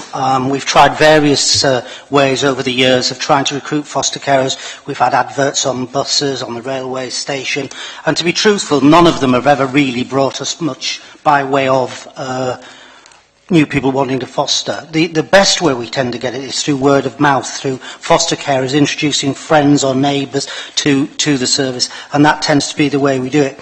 You'll know, Councillor Mills, we are considering at the moment a roundabout, and whether or not we place an advert on a roundabout, but you know, there is a cost to that, and again, it's how much impact it would have. But we, you know, I'd just say that generally we do have a number of people being assessed at any one time, so we have like a drip feed in terms of foster carers, and I don't know why, because even if you go back and look in the days of the former Gwent Authority, this valley always recruited more foster carers than anywhere else, and we continue to do so. Most of our children are, you know, despite the numbers going up, are still placed within in-house foster care placements. Can I come back on that? Yes, I think it was a shame when we asked neighbourhood services how much it would cost to place an advert on a roundabout. They wouldn't give us any sort of a discount. Well, I think Andrew's got an answer. Have you got an answer for that? Duncan, you got an answer for that? Nobody's asked me yet. Nobody's asked me yet. I'm not saying my answer would be any different. No, the question was asked pre. And that, perhaps you've got to put them on bridges, you know. Okay, next question. Is that one yours as well, Ray? All right, who wants that one? Thank you, I thought you would. Where we do have local measures with no comparative information, how do we know that the services we are providing are of a high standard? Now, I am very conscious that the point was made earlier that some of the information, the Welsh information, if you're comparing it with that, doesn't come in till later in the year, and that might be one of the reasons why. Sorry, was this specifically around the NEETs agenda? No, we're still looking at the children are safe, supported, etc. And there are a lot of, on page 42, for example, no comparative data available. And on 36 and on 38 as well, page 38 as well. Yeah, it is surprising there's no comparative data because actually these are all statutory indicators that we report on. And I suppose what we try and do within the service area is set a target that we think is realistic if it isn't already set. And we use the managerial oversight to monitor that target. And we have very good systems of supervision and so on that we would use to do that. But we're also highly regulated, as you know, and we have regular visits from CSSIW who would look at those statistics and give an overview on the average performance of the department. But, you know, I think it's always a difficult one, because very often you're reporting things, say, other authorities, we all, well, not all, people count things differently, and that causes huge issues for us, you know, where I think that's been one of the issues, not in children's services, but particularly in how DFGs were counted. And there's been a national report now saying that, you know, people are counting apples and oranges, so it's very often very misleading. But I think it's it's good that we do it, and it's good that we have the debate. We also have a performance management group within the service area that looks at all of these. We rank, you know, we have the sort of the traffic light system where we look at them and debate why they are where they are and what managerial action we can take to improve them, if indeed they need improving. Is that any more questions? Right, thank you. We're now on the last two sections. So, okay, section 5, ensure people's needs are assessed in a timely manner and the care provided is appropriate. Assure that the range of quality social care services is appropriate to meet people's needs and promote people's independence, improve access to social care. So a lot in this one.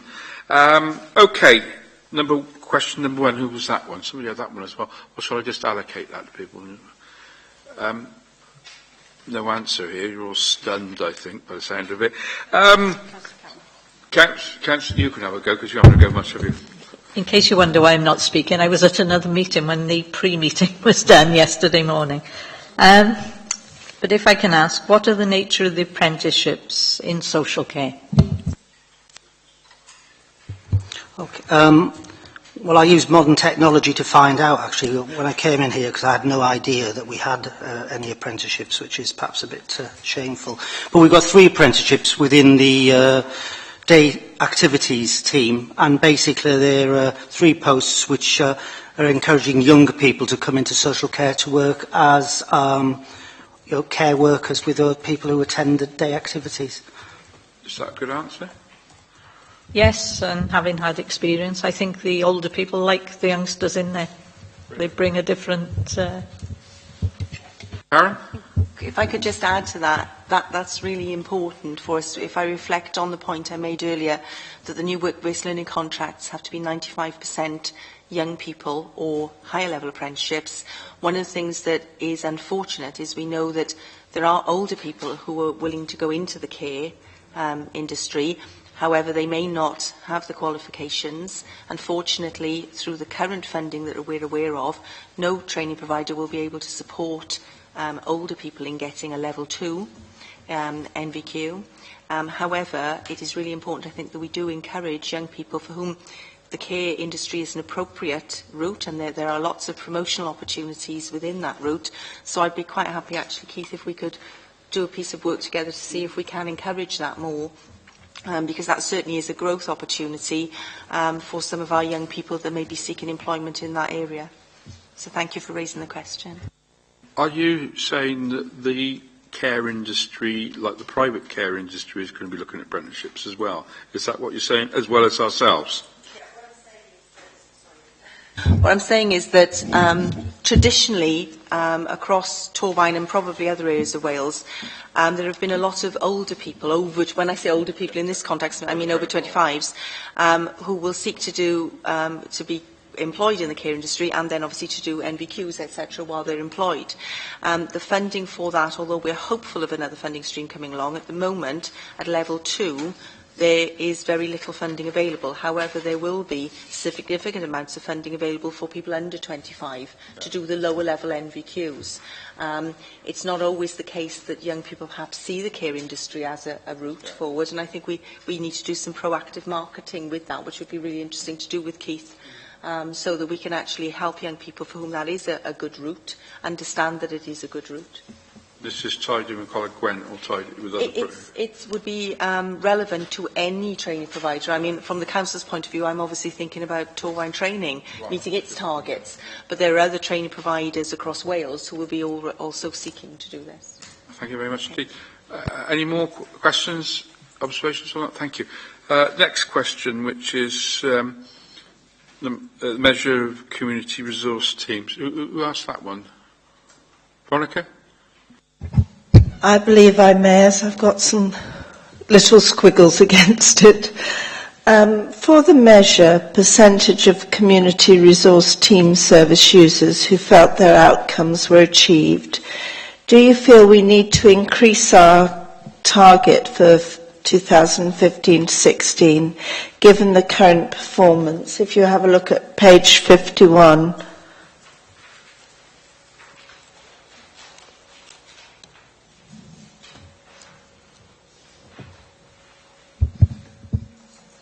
I can see what you're referring to, Councillor. I mean, the current performance is considerably higher than the target.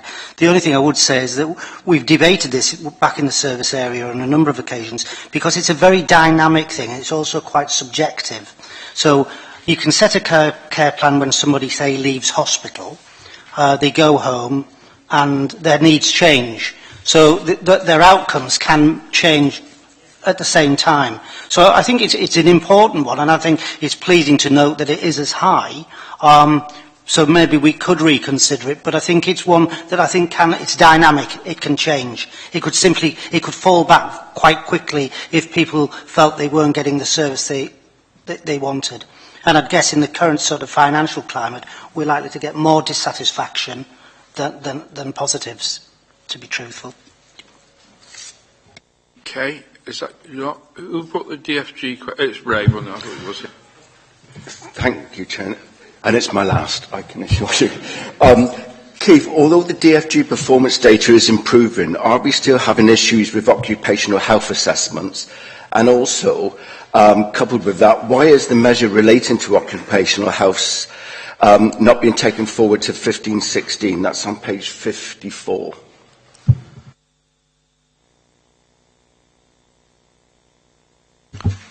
Well, like, as with social work, we only have a finite number of OTs. And, you know, we prioritise the work they do on a day-to-day basis.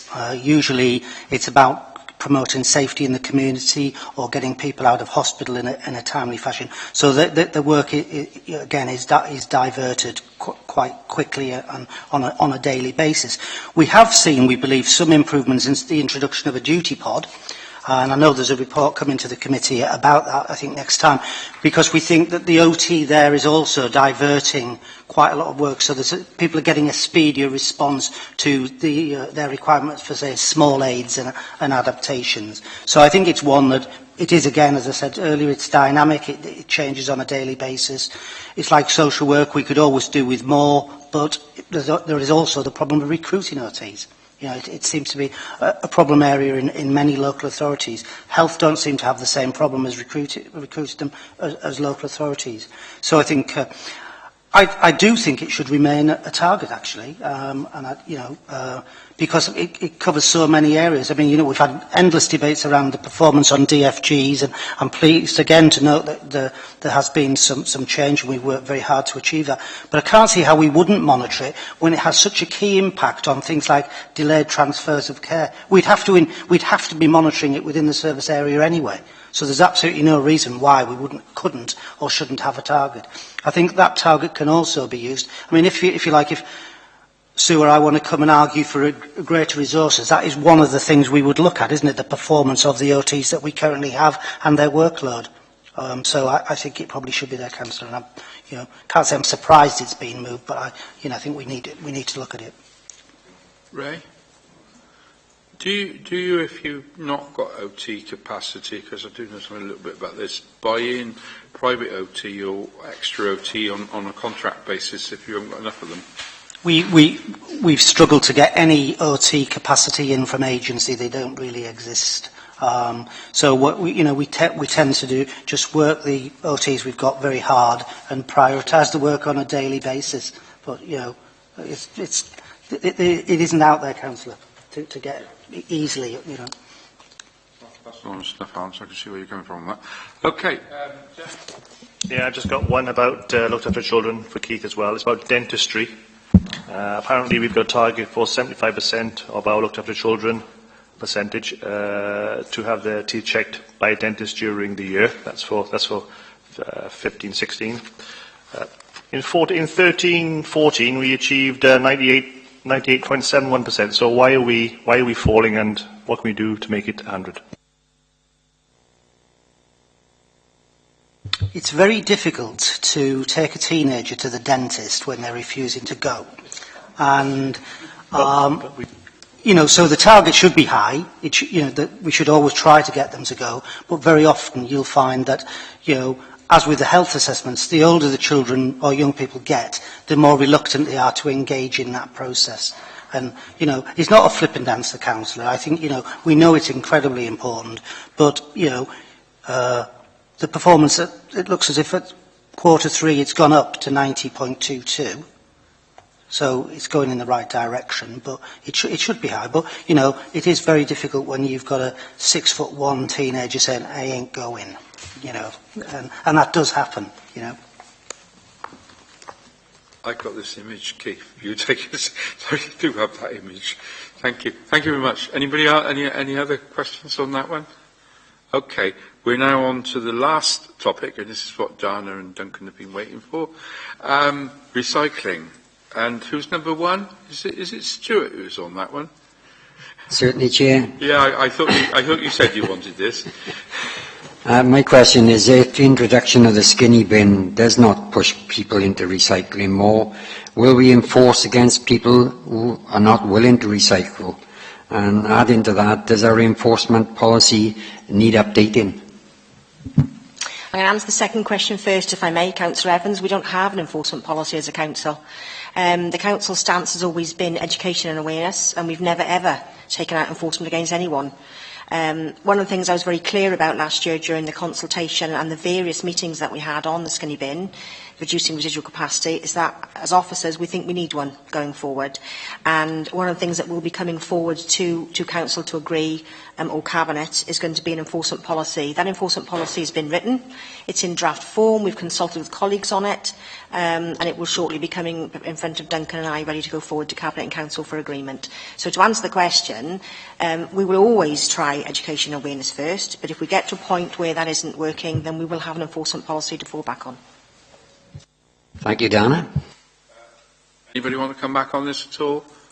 Or have we had enough of this in the Cleaner Committee? Norma, do you want to say anything? No, I just hope it's successful. I mean, I don't know how you're going to get people who don't recycle now to recycle. That really is a difficult situation. I know you've sent us all by email and a booklet, which is good. I mean, it is explanatory, it's very good. But how are you going to do it? I don't know. The only thing I can see you doing is knocking on everybody's door and trying to encourage them to do it. So, best of luck. Do you want to answer that, or should I put a few more in before I do that, Dana? I think the comment around the leaflet, again, we gave a commitment that we were going to do that, and we've done that. They started going out now. We've got a communications campaign planned. We've got some road shows currently ongoing. We've had Waste Awareness Wales support for that. All I would say anecdotally is, for those that have actually manned those stands, the response we've had from the public at our latest road shows has been far more positive than that which we had last year. So I think that the majority of people will be on board with it. I think we've had an awful lot of requests. Since we did the road shows last year, we've had an awful lot of requests for new containers, boxes, nets, brown caddies, blue bags. I think people are realising that it is coming and they do need to start recycling. You're absolutely right. There are going to be some areas where we're going to have some difficulties. We know some of those areas, and we're already starting campaigns in those areas. We will be doing door knocking in certain areas because we'll have to. But as I tried to answer in the first question, our approach is always going to be education awareness. It's about taking people with us, but we do have to have this enforcement policy because that is going to be our last resort, really. If we get to a point where if people are refusing to recycle, if people do recycle, they will cope. They will definitely cope if they recycle. It's for those people who absolutely refuse to recycle, and we'll have to have an enforcement policy for that. Yes. Just come in again, please, Chairman. I find that people don't realise about the nappy service and, the extra capacity, if they're a household of 6, large family. When you say that, they look differently at it. So I think there's need, to get that message out as well. And the nappy, we will do that. And the nappy service is obviously, we don't have that at the moment, but it's being launched when we roll out the skinny bin. So yeah, we'll have a campaign around that as well. Jess? Yeah, just a quick one. I was really impressed with the little recycling wheel that's gone around. Are they going out with the leaflets? And also, will people be able to request them? Because I know I've already left mine on the bus, so, you know. Yes and yes. So they're going out with the leaflets to every single household. We've got a few thousand spare. So if we get requests from people for more, we've got them in our road shows as well. We've had a few other sort of little goodies from Waste to Win as well that we're able to give out, sort of little bags for life and that type of stuff. So yes and yes to answer your questions. Jeff? Yeah, just looking at a target for 15-16, tonnage of biodegradable municipal waste landfilled, what is it going to be? Well, the target for this year is wrong, that you've got in front of you. It says 1,500. That's supposed to be 1,500 per quarter, which is 6,000 tonnes for the whole year. So going forward, we're probably going to propose something less than that. We're looking at 1,300 or 1,400 per quarter tonnes. And the reason we're not making it as low as you'll see, what we're currently achieving for the first 9 months of this year is nearly 2,000 tonnes, and we did about 2,200 tonnes last year. We have to give ourselves a little bit of wriggle room in case the processors that we use, or the reprocessors, have mechanical breakdown. If they have mechanical breakdown and aren't able to then treat our material, it has to go into landfill. So we've got to give ourselves that little bit of wriggle room, just in case that happens. So are you saying between 5,000 and 5,200 tonnes? Is that what you're saying? Yes, and yes. Joe? Well, actually, what I was originally going to ask is just, as was asked concerning the roadshow, but just one which just come to me about the whether there was a bit of controversy last year about the different standards of about how waste was measured by us and by the local and by the Welsh Assembly for as recyclable waste and so forth. And is there still that issue? Because you were able to send certain waste away to be turned into various things, but the Wales Assembly didn't count that as part of the recycled amount. Yes, that does still exist. Effectively, the residual waste, which is what comes out of everyone's black bin, that gets sent away for treatment.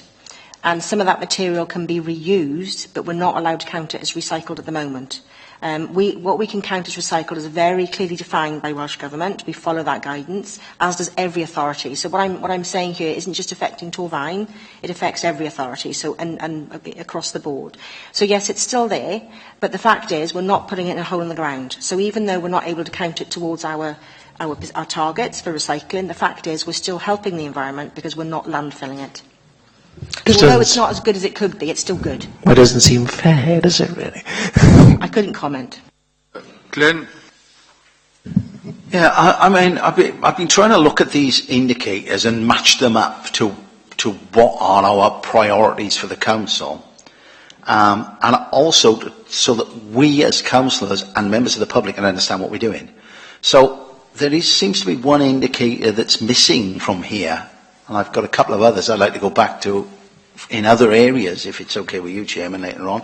But the one here is about this issue about enforcement.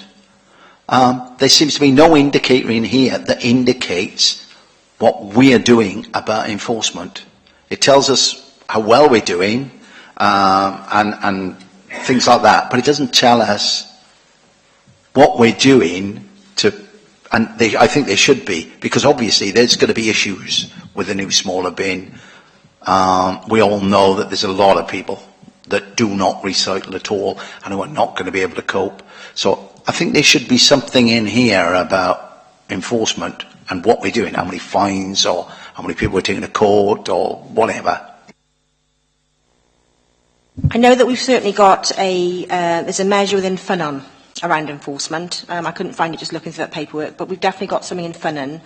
I don't think we've set measures against it. I would be a little bit cautious around having a target for the number of people that we're going to fine or take to court. I think that could be read quite perversely. But I think we've certainly got a target in there around having an enforcement policy and bringing in that enforcement policy. Ultimately, our aim would be not to ever have to use it. I think our aim would be to educate and raise awareness first, and we're only ever using that as a very last resort. I don't think we would want to have a target around how many people we actually took through that system, because ultimately we'd rather we didn't take anyone through that system. But what I can give you reassurance on is that it's definitely within funding as one of our measures for 15-16 as part of our for neighbourhood services and for the Waste and Street Scene team. So we recognise it's important, but as I say, we wouldn't necessarily want to put any figures against how many people we take through it. Yeah, I agree with your sentiments. What I'm a little bit concerned about, and I agree exactly what you're saying about targets, but I think it would be good if the general public could see something about enforcement, because then they know we're doing something about it, if you see what I mean. Tom would got sneezing it. Tom would like to come in here a moment. I mean, that's the process we're in, isn't it? You're coming up with potential different measures that could be put forward into the forward-facing plan. So it sounds to me like you're making a recommendation. So.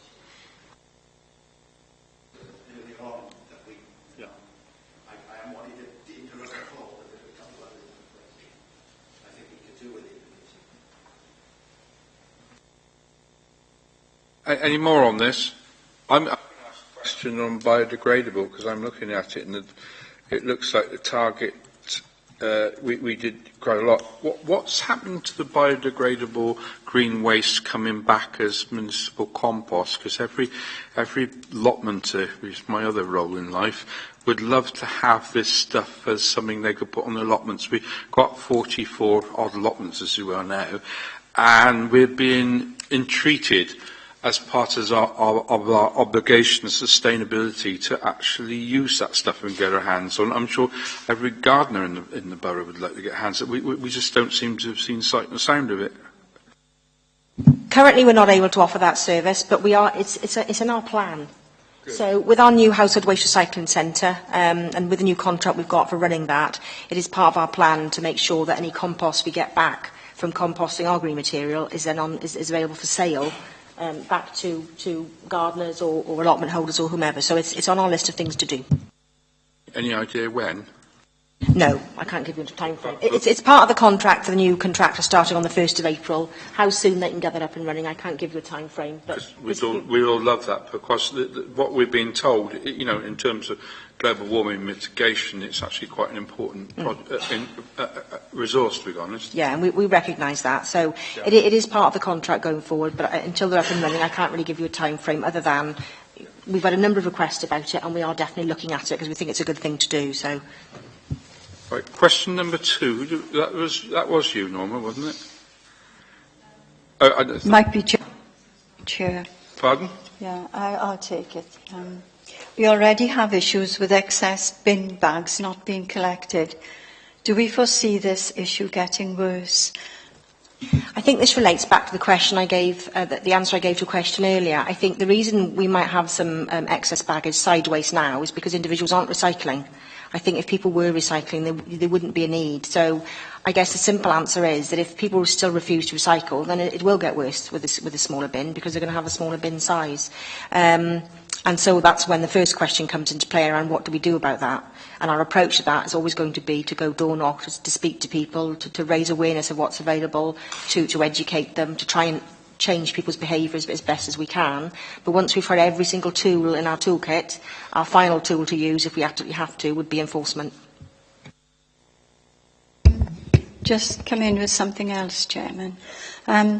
People who don't have transport to take things over to the transfer station, how will they manage in the future? Well, if they've got items that are not things that are normally recycled, so we're not talking about black bags of residual waste, because if it's just residual waste and they're doing their full remit of recycling, there should be very little in those bags anyway.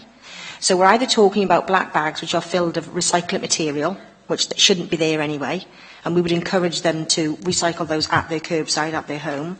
If it's anything else, if we're talking white goods or mattresses or household items that they can't otherwise dispose of, we do offer a bulky service collection.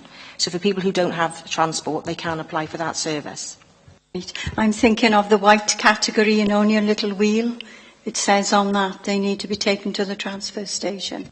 Yeah, I mean, the white category is for the transfer station, but we don't currently offer transport for individuals. I don't currently have that. I mean, they'd have to obviously speak to friends, families, neighbours, those types of people to help them out if that was the case. Or we could chat to them to find out what the item was, to see if there was some other means that we could help them, you know, dispose of that in such a way that was, you know, easy for them. Because I can see there's been a problem in the future. Because, you know, that little wheel, there are quite a few categories, you know, and they are things that most of us would dispose of. And if you don't have anybody to call on, you know, you'll be stuck in the future. All I would say, Councillor Parish, it's no different than what we've got now. There's nothing new on that wheel. That wheel just indicates what we've currently got. So if you've got someone right now who wants to dispose of something that was in the white category, to go to the Household Waste Recycling Centre, and they don't have transport, that's not changing as a result of Skinny Bin. That's the situation we have now. I'm not aware, it's not been brought to my attention anyway, of any particular problems where people have suffered. There are other means that they can use to dispose of that. I suspect that people would be putting something in the bin. Now they've got a large bin. They wouldn't be able to do that in the future. You know. Councillor Powell? Yeah, just obviously, you know, we've only just done this one, but looking into the future, will we have a push now to have recycling in public waste bins? And also, because I had this brought up to me actually from a constituent, if you live in an area, like say I represent in Northfield, and people coming up from the subway with their rubbish, and people often tend to chuck it in people's rubbish bins if they're out, and then people are concerned that it's going to take them over their waste limit because it's full of like McDonald's wrappers, etc., etc. Would you have any advice for them, you know, maybe moving the bin, or, you know, if they're having trouble with that?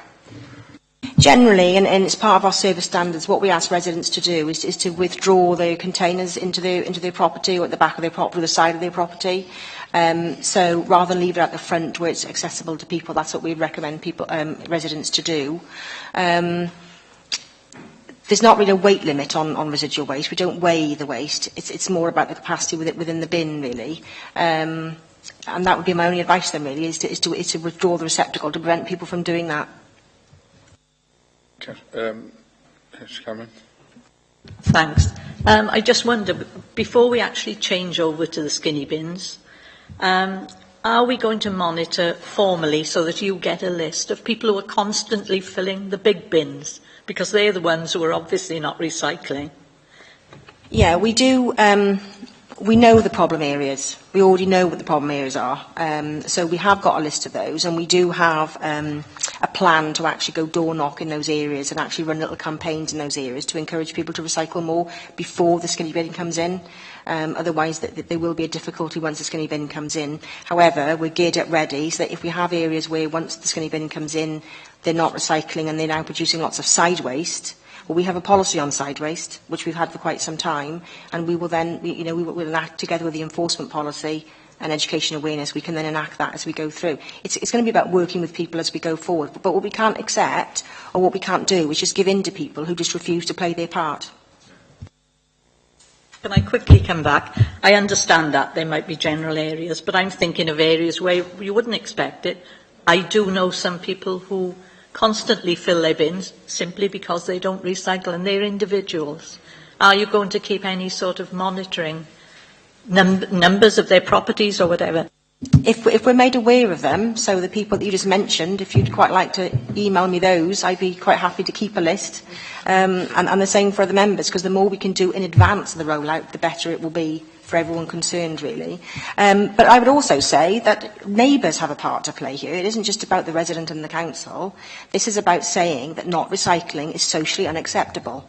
It is not acceptable for people not to recycle, and it's not because of what it does for the council. It's for what it does for everybody. It's for what it does for the local environment and what it does for the environment more globally.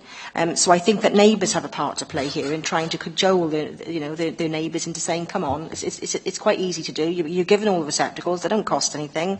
So give it a go. And certainly one of the things that we do when we go out and visit people is we'll say to them, particularly ones who say to us, it will never work, I can't do it, is we'll say, well, just try. Just give it a week and we'll come back in a week. And we've not found anyone yet who hasn't succeeded. So please send me that list. Thank you. I shan't be doing that. Right. Who's the fly tip here? Question. If somebody had that one. So, would somebody like the fly tip to ask? Go on, then, Ray. Yeah, Donna, I know you've answered this on many occasions at seminars and so forth, but I know there is a general perception from residents out there that as soon as you bring in the skinny bins, fly tipping is going to increase. Okay, we currently monitor incidents of fly tipping as well as how well we clear it now. And one of the things that I'll be doing with my colleagues in environmental health is we'll be keeping a monitor on that as we come up towards skinny bin. What are the incidents per month? What are the incidents per quarter? We are not the first council in Wales to do this. We are middle of the road, really. There are lots of other councils that have done before us. We've learned from their experiences. We've called them and we've asked them how did it go, what happened. The experience everywhere else, and I don't expect Torfaen to be hugely different, is that, yes, for the first 2 months, there was a little bit of a hike in fly tipping, but after 2 months, it returned to previous levels. So there might be an initial increase. Part of that is because of the way that people will classify fly tipping. So we might get a call from someone that says there's fly tipping at this property. If it's actually sideways, it's not technically fly tipping. Fly tipping is when you take it and put it somewhere else. That's when it becomes fly tipped waste. So we are monitoring it leading up to skinny bin. We will monitor it over the rollout of skinny bin. We will continue to monitor it after the rollout of skinny bin. I'm happy to report that back to members. I've been quite clear in that I suspect there will be a slight increase, but I'm not expecting it to be a sustained increase because that's not what has happened anywhere else in Wales, and I don't see why Torfaen would be hugely different. Lynn? Yeah, sorry, another quite specific one just came to me now. Again, with fly tipping, rather than like big items, in particular, will you take it if it's in a trolley? This is very specific, right? Will the council collect rubbish that's been left in trolleys? Like we have a big problem with abandoned trolleys full of rubbish. And the second one is not fly tipping big items, but you know, in the sort of the green areas between houses. So you've got that little green, and we often have a problem with people just dumping bags there that get ripped open. Are we expecting more problem with that, and will we clear those more quickly? Because obviously it's a, you know, school routes, that sort of thing. So the first question was around is the rubbish that's been fly tipped within a trolley. If it's reported to us as fly tipping, and I'm not just talking about a trolley on its own. We need to. I'll come back to abandoned trolleys. If there is a whole host of material there, including a trolley, and it's reported to us as fly tipping, so for example, there could be a pile of tyres in a trolley, or a pile of tyres in the trolley, or something along those lines. If we get a report of fly tipping and we respond to it as fly tipping, we will clear the lot. We wouldn't leave the trolley there. However, if we get a call of a trolley that has been abandoned, we will not remove that trolley. The council does not have a responsibility for trolleys, and we can have a whole of a debate about abandoned trolleys. And we can go into that if you want, but that's you know. Okay. So the second question, was about if it's like in a green area within it. We will deal with that as we would any normal fly tipping. So if we get a report to say this has been fly tipped, we will deal with it as we would do normally. We have a target for clearing within 5 working days. Anyway, so we would come out and we will treat it the same as we do any other. We will go through that material to see if we can identify who's put it there, because obviously our interest is in ensuring that we stop it going forward, and the only way we can do that if we can identify who's put it there in the first place. Again, we'll work closely with environmental health to do that and to stop it happening going forward. Thank you very much for that. Glyn, we've got a very quick question, otherwise I'm going to guillotine. No, the reason I'm conscious... No, it wasn't that. It was a case of we were getting off the subject in a big way. It was becoming a debate about if, like, waste and we weren't scrutinising. I think that was the biggest problem, Chair. The question is about flats and houses in multiple occupation be able to recycle. I'm sure you can give us a time on that, can't you, Dana? I can. I've been saying now for a little while that we've got about 2,000 properties, 2,000 flats that currently don't enjoy a recycling service. It's our intention to roll out to those those flats. We've had quite a lot of work surveying them. I think it's worth outlining the fact that we're talking 250 different types of block of flat, and we almost have to come up with a bespoke solution for each block. It's not a case of we'll do this solution for all 2,000 flats. We've actually got to survey every single block, because we have to look at where we can have a collection point for this material, and we've also got to engage the registered social landlord, so it's not a quick process. What I can tell you is that there are about 600 flats in 72 blocks within the borough that we think we can get on board relatively quickly with a system that we've rolled out to all of our households. They're coming on board within the next month. So you should be getting some correspondence from me in the next couple of weeks telling you all about that and about these flats. And then we've got a project plan then to look at the remaining flats, because we're going to have a range of methods of how we do this. For some flats, it could be that they've got one big Euro bin. For other flats, it could even be a commingled system with bags. So it really is quite complicated. What I can tell you, though, Chair, is all the flats will be on board by the time we roll out Skinny Bin, because they have to be. Right, thank you very much indeed. I'm going to have to guillotine any conversation now. If you could all stay, we need all of you in here for about 5 to 10 minutes, if we would. Bear with us, please. Thank you very much, officers. You've been really good answering all those questions. If we could just have members in for that. Thank you very much indeed for your... Thank you very much, Duncan. You haven't said a word there. Thank you. You're very good. Thank you, John. You're very full answers. Yeah. Thank you very much, everybody. And I think we got through it before 4 o'clock, which is good. Right, would you... oh dear.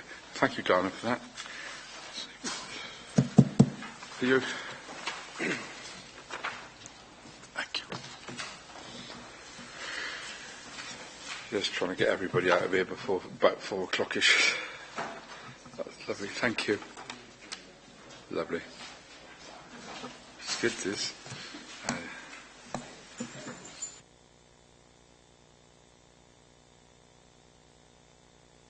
Just flag up the points that were formal recommendations, if you would, please. I didn't know if you wanted to sort of throw it out to them. Throw it out, yes, please. Just throw it out and see what members got any burning points they want in here as recommendations.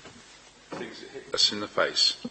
Well, there were a couple of issues. I'm afraid it's me again, but there were a couple of issues there around fixed penalty notices. Now, it's becoming a part of our culture, and we monitor all sorts of things about child absence, including 0.03%. It seems to me that we need to do some flagging up about what we're doing about that. And one of the issues there is, I think there ought to be some sort of information for both for members and the public around what we're doing about fixed penalty notices, i.e. something... I mean, I understand what Dana was saying about the enforcement. It's not possible to really set targets, but I think members should be aware of what we're doing with fixed penalty notices, and I think as part of this, it ought to be in there. The other thing I'm looking at is managed moves. I think we could do, and we can set targets on managed moves. That is definitely a statistic that I think we should be keeping in there. Chair, in regarding the target, though, if like in regarding the fixed penalty, because it's new, if like the target would be 0 at the end of the day, if like knowing that if like surely that would be 0 year on and year in and year on until call it 2 to 3 years, and then we can actually see how many people we are taking to court, etc. However, but then at the end of the day, our target would still be 0. Chair, I thought that Dana was talking about a draft policy at the moment, so until we've got a policy in place, we can't really do anything, can we, for this year? No, I'm talking about now.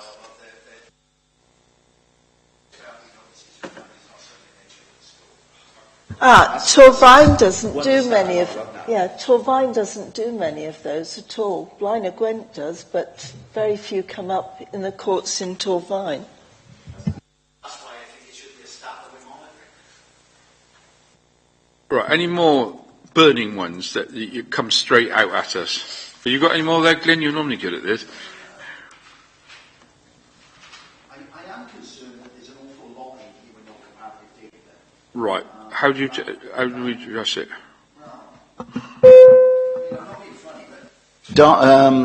I can't think of her name, but the NEETS lady was talking about that NEETS data and said there was no comparative data available because it wouldn't become available in April.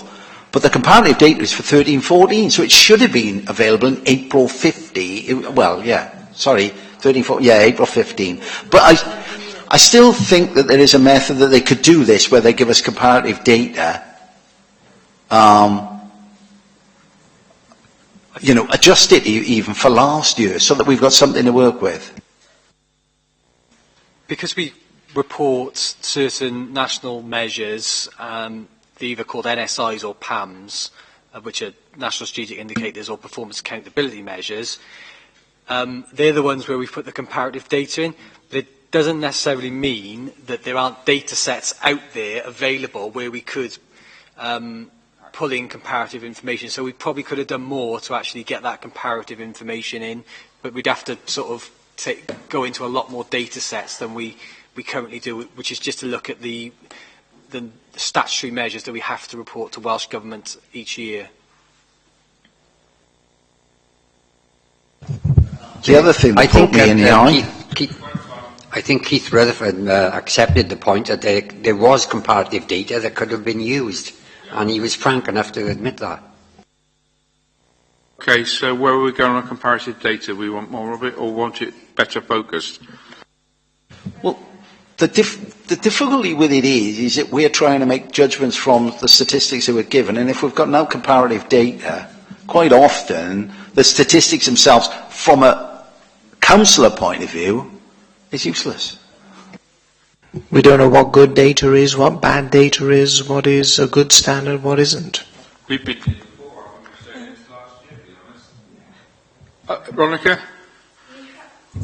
We had this problem when we had the meeting yesterday because we were told we should be looking at it from a broad brush perspective and not going into nitty-gritty. We've really got to decide just exactly what we are supposed to be doing with this. Even if you look at a broad brush thing, I mean, the NEETS is an example. Is that broad brush or nitty-gritty?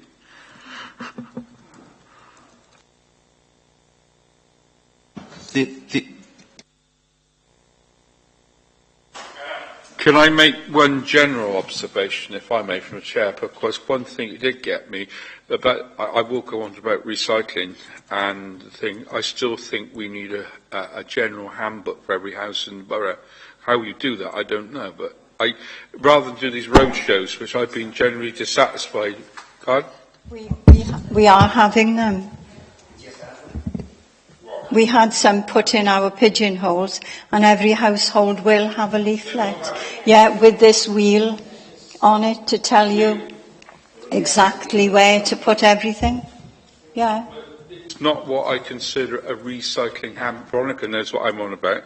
I wrote one, 7 years ago, and it went out to every household. Something like that just needs updating. At the time it worked out about 50p a copy, didn't it? It was a lot more explicit than that. This thing I don't understand. That's what I'm trying to make. A general recycling handbook is what I'm talking about, like they have in Monmouthshire. No, was that the A to Z thing? Was that the A to Z, the green booklet? I think I've still got that at home.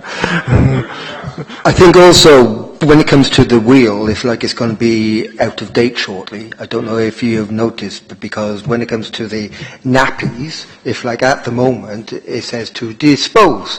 However, we know that within 6 months there's going to be a tool for recycling them, and therefore the wheel itself is going to be out of date. But Dana did say there was going to be a big consultation or a big advertising thing when the skinny bins are wheeled out. So, that could be put right at that time. Yeah, I'll just read out, because we're doing the recs. These are the ones I'd written down. On the percentages that were very small that we talked about, that they should put them as actual statistics rather than percentages. That we should follow up on the talk in the social care team about apprentices, apprenticeships even, and perhaps we could look at that more broadly with sort of communication between departments on what work they're doing, because obviously if there's funding available, makes sense. On the recycling, overall, I mean, you know, I'm fairly happy. I think we should definitely chase that with the enforcement policy. Obviously they're doing it, so, you know, not too much worry. And second, the leaflets are going out, but we should also make sure the campaigns are covering people reporting fly tipping and how to do it. Like, obviously, the trolley thing seems ridiculous, but it's going to be a massive issue in our area. So people should know who they contact to, you know, tell them and get it picked up. Any more? Glenn, you've obviously come up here. One more thing, Chair, and then I'll shut up. The number of service users receiving meals at lunchtime, 2,426, measure not taken forward into the 2015-16 team plans. I don't really, okay, the ones that receiving it in the evening, when it's nil, I can understand. Take it out. It's pointless. We don't do meals in the evenings. Yeah. Never have. I don't even understand how we got in there. What? What? They do deliver tea time food for some people at lunchtime. You know, when they're delivering their lunch, they deliver things for tea as well, for those people who need it. Ah, right, but what I meant was they don't deliver anything in the evening, in the sense that they deliver stuff at lunchtime. Yeah, they do deliver. But I still think that indicator, fair enough, take that one up. But the one about the meals, and I don't really understand the referrals to the community resource team one. But because I don't understand why it's in there, I don't understand why they want to take it out either. Sounds good. But I didn't have a chance to answer ask that question. Stuart, Rob, have you got anything? Not even on transport? Not even on your transport and young people? Answered the transport aspect. Very good, really. Yeah. Right, what we propose to do, because we think we're probably incorrect at the moment, we put a draft together and we email it out to all the members that are here and get it confirmed that way. Are you okay with that approach? That gets us off the hook. When are you going to be doing that? Well, is it likely to be next week rather than this week? It is likely to be next week. That's but I will... fine, because I'm not around for a few days, and I know with difficulties with Court C, it could be. Are you okay with that approach? Because I think that then it means that let's email to everybody that's here, come back with any observations, collates it together. I think in that way it's okay, because you were all here when we were talking about. I assume that you circulated to all members, though. Yes. But the point is, members that were attending the meeting.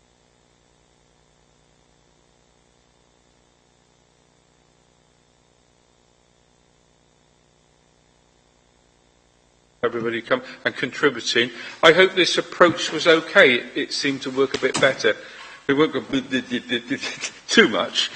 There was only one thing I felt a little bit uncomfortable with, Jay, is the people with questions. I would have preferred if there'd have been, you did not ask people, but on the questions, initials would have put up against them. I don't know what other people think. The only thing I would comment on that, I did want to say, because it would have looked fairly obvious. I mean, we weren't able to be at the meeting because we were at a pension meeting, and I felt very much not part of it. So it was a good way not to have it anonymous, as far as I'm concerned. It would still be anonymous because we would have it on our sheets, but no one else would know. But you can please, to quote that old political saying, you can please some of the people some of the time, but not all of the people. And I can have my glass of whiskey now. Well done, Chair.